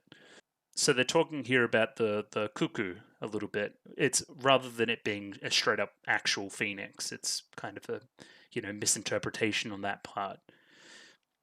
This bird habitually plants its eggs in other birds' nests. So, yeah, it doesn't take Einstein to figure out the metaphor here, right?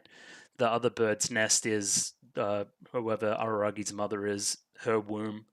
And yeah, this is how kind of Tsukihi came to be. So pushes kind of another one of the mother's eggs out of the nest and replaces it with one of their own. The supernatural version does the same thing inside the womb of a pregnant mother. Kind of kicks out whatever baby would have been there and replaces it with their own baby, thus becoming, in a way, an immortal phoenix, throwing itself into the flames, the Fire Sisters, to be reborn. The flame is a human mother. I want to see Araragi's mum. I think that'll be very interesting, actually. One, to get her opinion on this whole scenario, right? And two, I want to see how she reflects the two sisters. I think that's important as well.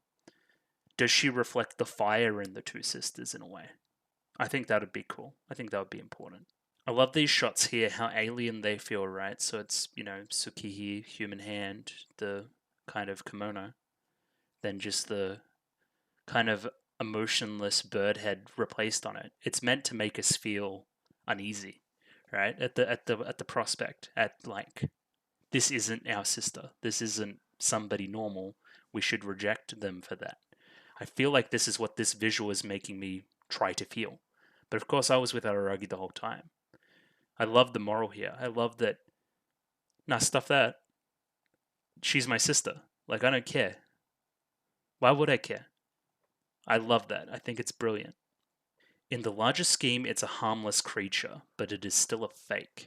It doesn't get injured, it doesn't get sick, it lives out its lifespan, dies, and is reborn and repeats said process. In that way, won't some form of Tsukihi stick around with Araragi if he chooses to be immortal by the end?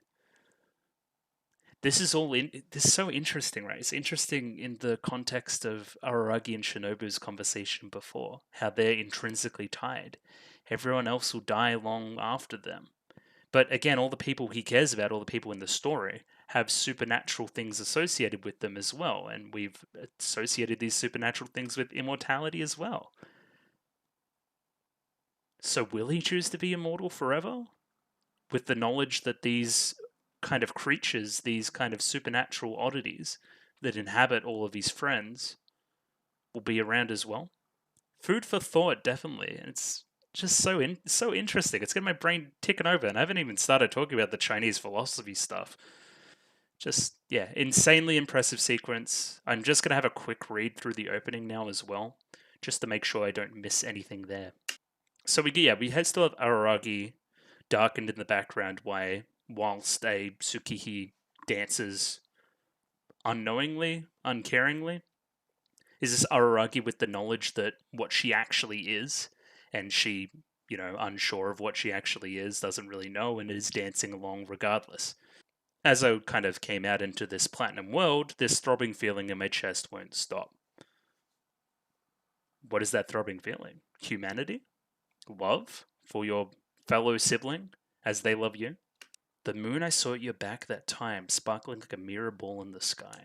I have begun to dedicate this eternity to you. and then goes through all the platinum emotions that she's feeling. You being her family, maybe. But still ends with, why am I so discontent? I don't know. Everyone else in the story seems quite content. I don't know. And you seem to have no knowledge of what you are or how it's affecting you. Interesting line. And yeah, now we got a wall of text to read. Araragi Tsukihi. Her hair grows much too quickly. Now that I think about it, that's why she can completely change her hairstyle every few months without wearing wigs. She had a bob cut until recently. Now her hair reaches her shoulders and is much longer than my hair. How can her bangs grow down to her shoulder in just 1 month?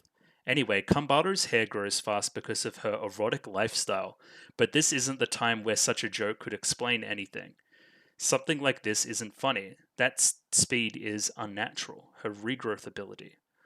Of course, cutting her hair doesn't impact her life at all, so this regrowth ability doesn't have a drastic effect. But still, following this idea of regeneration, her nails must grow really fast as well. Tsukihi must have an unusually fast metabolism. Just today, she was taking a shower and I was thinking she had been cutting her nails a bit often. Although it's just a minor thing, a small nuisance that wouldn't cause suspicion or even raise attention. But there are too many such occurrences. There are just too many. In the end, I just looked in the other direction, because she's my family. It won't feel out of place until you believe that it's out of place. The imposter is an imposter because it can't be distinguished from the real thing. The proof of its falsity is in its resemblance to the real thing. Those last 4 lines are basically the most important ones there. In the end, I just look in the other direction because she's my family. An imposter is an imposter because they can't be distinguished from the real thing. The proof of its falsity is its resemblance to the real thing. And then this links into the conversation at the end as well about lies and are humans good and lying when they're bad, or are they bad and lying when they're good? I probably agree it depends on the human, that there's no inherent good or bad people. I think Oshino Meme is of the opinion, why does it matter? They're either good or bad. It doesn't matter what they're actually like. All they are the masks they put on. Again, it's just so deep. God. It's opened a Pandora's box in a way of how we can interpret all these scenes now.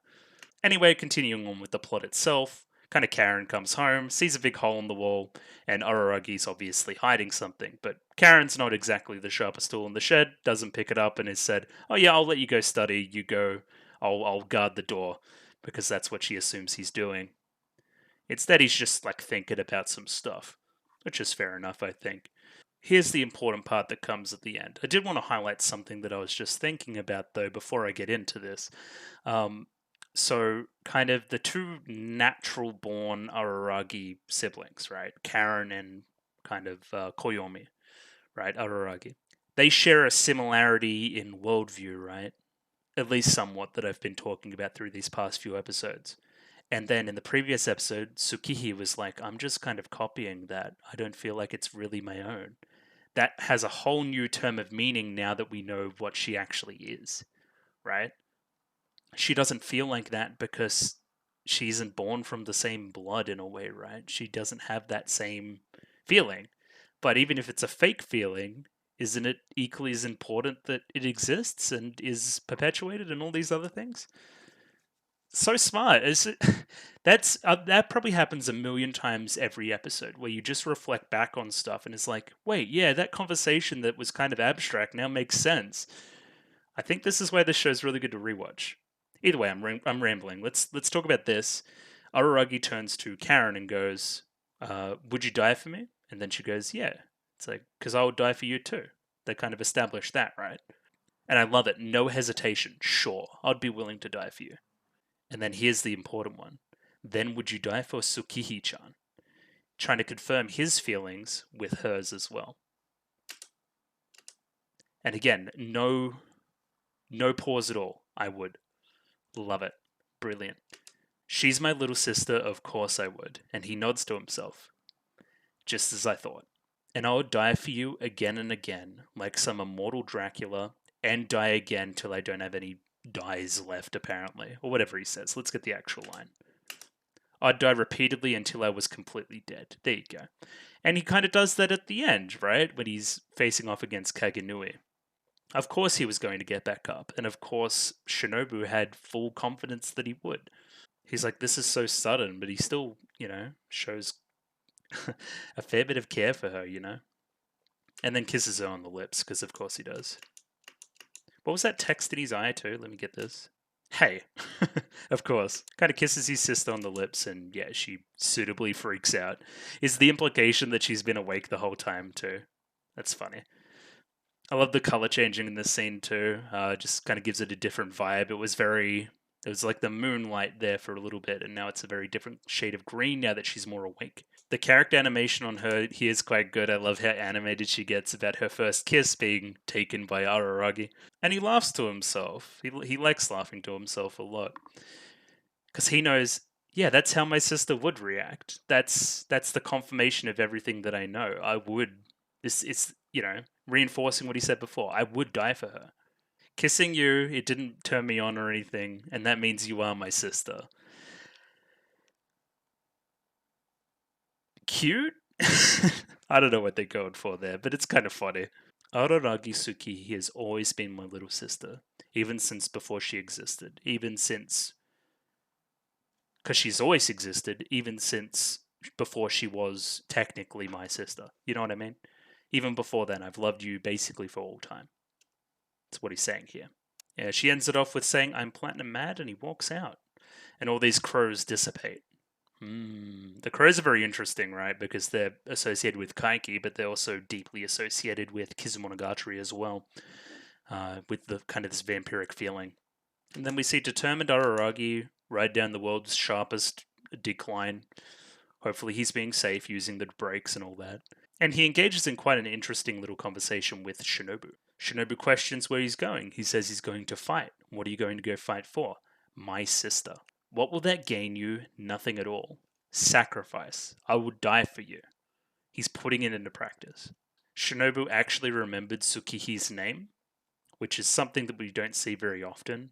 Perhaps it's talking to how deep the connection is between Araragi and Tsukihi that Shinobu even acknowledges it.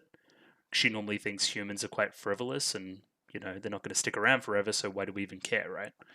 But she has taken note of this one, and I love the little pun here. Because of her name, it contains moon, and the moon has been quite good to me. The moon has been quite good to Araragi as well. I love the build up here, like, okay, we're going to take the fight to them. The moon's been quite good to me, so we'll fight with you. And then we see Shinobu here, like, powering up, right? Like, something we haven't seen since Kizu, right? Because that's the whole thing about the Kizu dynamic, right? Is that at any point, Shinobu could jump onto Araragi and suck all of the juice out of him and put kind of her to bed, kind of end it all, right? She could take back control and kill him in the process, and Araragi could take back control and kind of destroy what's left of Shinobu, and it would be done. The process would end, right? Their kind of relationship. But nah, there's an inherent trust there now, right? That they're not going to do that. They're kind of together forever, right? I also love how so her outfits are manifested by her own kind of vampiric abilities, right? That's why she generates the outfits she generates. So I love that she generates this kind of jumper, which has a donut on it because she loves donuts. I think that's very good. She didn't pick it, she generated it herself. She's thinking about donuts that much that she just subconsciously puts it on her clothing. Great little touch. So another thing here I was looking forward to was the fight between kind of Shinobu and Yotsugi. And I was like, okay, if we introduce a character like Yotsugi and make her more powerful than Shinobu in this form right now, that's lame. I like Shinobu as kind of one of the strongest things in the universe. And I think introducing something like Yotsugi and having her be stronger would be lame. So I like the way that battle ended. Either way, we get two kind of conflicts going on simultaneously. One between the kind of thralls, or their kind of non-human counterparts, right? The Shikigami and whatever the hell Shinobu is, the ruined vampire, and the two actual humans as well. I think that dichotomy is important. Kaganui tries to say something that Oshino would say, right? And then Oshino would never be this violent. That's what Araragi says. You can tell he's kind of pissed off. I like this from Kaganui as well. It kind of talks to her philosophy a little bit. Okay, first she posits the fight between Shinobu and Yotsugi, right? We can let these kind of monsters duke it out. And then she says, or if you'd rather, you can have Yotsugi and I can have Shinobu. Is that how she feels about monsters? She doesn't see them as anything, right? If they're not human, if they're not truly human, right? She doesn't consider them to have the same rights, right? I want to see the relationship develop a little bit between Yotsugi and Kaganui, maybe. Maybe that can teach her something that she currently doesn't know about the supernatural, about not taking things on surface value. Because clearly she doesn't value Yotsugi, and clearly Yotsugi doesn't value herself in the same way. But still, maybe Kaganui does, because then we see it at the end when she just picks her up and takes her away, shows some concern for her. Or is it more that the same concern you would show for a robot that's fighting for you? I don't know. There's a lot we could talk about between this relationship as well. Also, who dressed her like this? That's another question we need answered. Yotsugi talks some mad shit here, which is kind of funny. Just calls her like Baba, old grandma. In that respect, I mean, she's still old. She's not 10, obviously. We've heard that. But she mustn't be like 500 like Shinobu is. I'm trying to theorize how old Shinobu would be here physically. Probably, what, 16, 17 again, that kind of form again. Or maybe a bit younger, I don't know. Kind of looks a little bit like Karen, which is funny as well. Respect for the age day is a month away from now. But if you're willing to force it, yeah, she's talking mad shit. It's kind of funny actually. This really deadpan, posed look type voice, quite funny.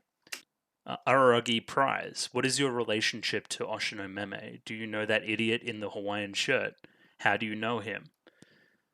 Now this is where it gets kind of interesting, right? We get a little bit of backstory about Oshino Meme, which is the first time anything of the type has ever happened. Oshino-kun is very important as well. Demonstrates some level of familiarity. Still wearing those shirts. Still. Just an old friend. We're all university classmates, including Kaiki as well. I think this visual technique's quite funny too. So you get a very generic, like, not high school, kind of college advertising picture, and we just put like JPEGs of their like character images over the top. They are younger here though, I think, right? Maybe Oshino Meme is just not wearing a collared shirt and it makes him look younger. Oshino Meme also seems like perpetually a university student, where it seems like Kaganui has actually graduated. That's kind of the vibe I get. And Kaiki's giving me like 50-year-old man vibes, even in university, so. Yeah, he's questioning Kaiki. Yeah, Kaiki's involved as well. And yeah, there's obviously now a connection we can draw between these three characters, which I'd also been doing previously as well. Just makes sense. They're like the three mentor characters in a way. We used to play 4-person shogi with another upperclassman. There's another character in this kind of mold as well. So it isn't a Goldilocks situation. There's going to be another bear involved. So we'll keep an eye out for that as well. So they just kind of had this shogi kind of club where they researched this stuff, and I'm guessing just chatted philosophy the whole time as well, and increasingly got involved in the occult. Maybe that's what happened. I don't know. Maybe it'll be explored further later. We're going to have to see. And there's a very important development here. Kaiki told Kaganui about Araragi's sister Tsukihi. And this is what's kind of spurred on this conflict. So Kaiki kind of spitefully got back at Araragi by doing so, kind of in a way manipulating Kaganui. And then we get to the matter at hand that's actually important. Araragi says, I'm not on your side, I'm on my sister's side. She isn't your sister. She's not human. She's a fake. Can you truly love her the way that you always have? I can. And then he says another great line here. No, I'll love her even more than normal because that's kind of hot. Go to horny jail, but also good job being a good brother. You did it. And then Kaganui's like, nah, I'm just going to beat the shit out of you. And she proceeds to do so. Now, her line in all of this is something I really don't agree with, right? Is, haven't you considered the feelings of others, right? Haven't you considered the feelings of your sister? One, we have. He literally did it. We saw it. Two, have you considered the opinions of Tsukihi? And I'm like, why does it matter that we tell her? She doesn't need to know. Maybe she will find out eventually. Maybe that's a plot point where we're going. But again, like, why does she need to know? The one that's important to me is that the mother should know, I think, that it's not her child. But again, if it does all the same things, then why should it matter? It's almost a human rights question at this point. Again, very transhumanist. How far can an AI go, or whatever the hell this occult thing is, before it can be considered human? If it feels pain when we hurt it, shouldn't we not make it feel pain? Or should we not consider that at all? Again, I don't agree with Kaganui here, which I think is important, right? We're meant to be on Araragi's side. And she's like, you're thinking too internally, you're thinking too selfishly about it all.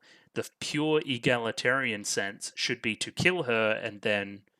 Because there could be malevolent people of equivalent stuff, and she's just a pure, like, egalitarian in that regard. She just wants all occult eliminated. She doesn't care how they actually feel about it. She just kind of assumes their feelings as well. I mean, the only way we can get an answer to this is if we ask the mother, is my point.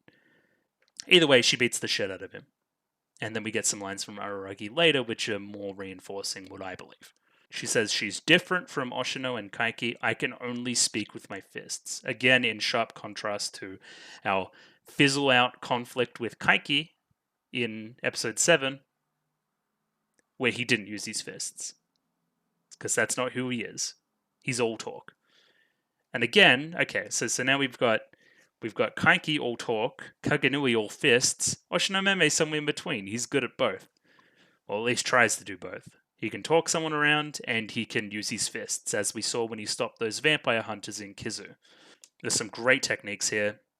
I love how violent it all is. I love the headbutts and then the cracks in the screen here. I think it's brilliant. Lovely technique. And yeah, you really feel Araragi's pain here.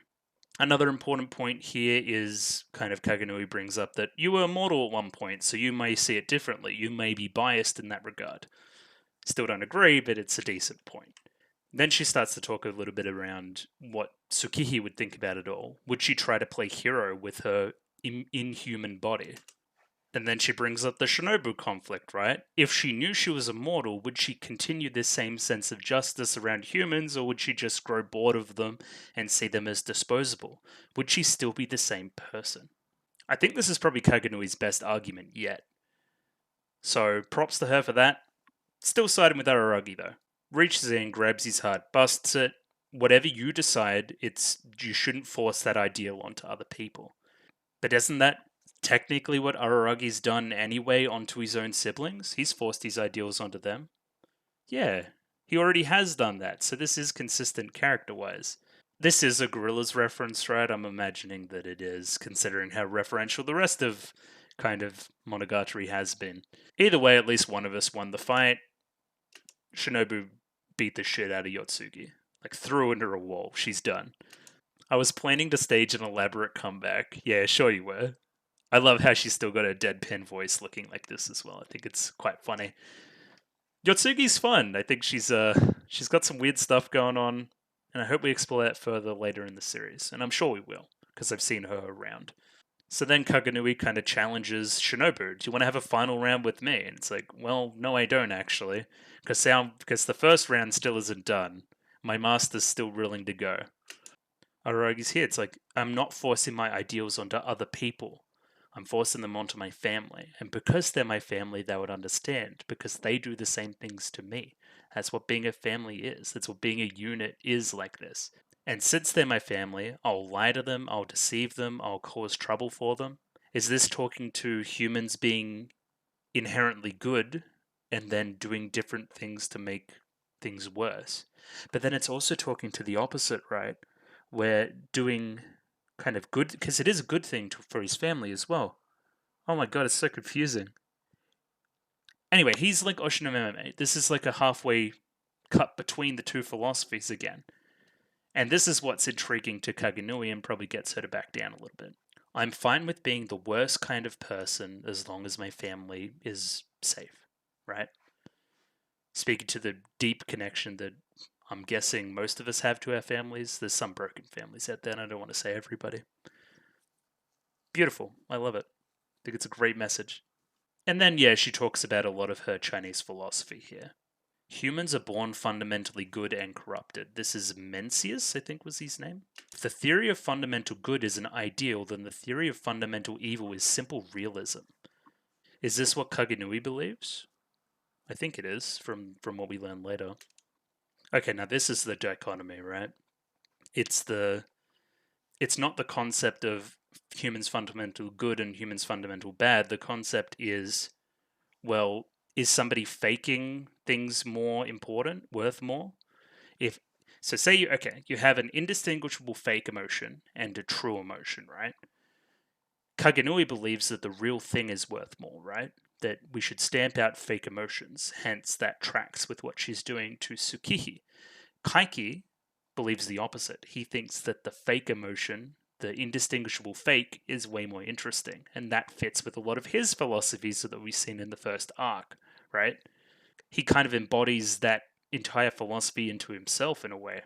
And of course, Oshino Meme is somewhere in the middle. They both have equal value, he says. And yeah, this is kind of where Araragi's kind of hitting on it a little bit. Actually, no, doesn't he say in the end that perhaps that it's worth more because she's a fake?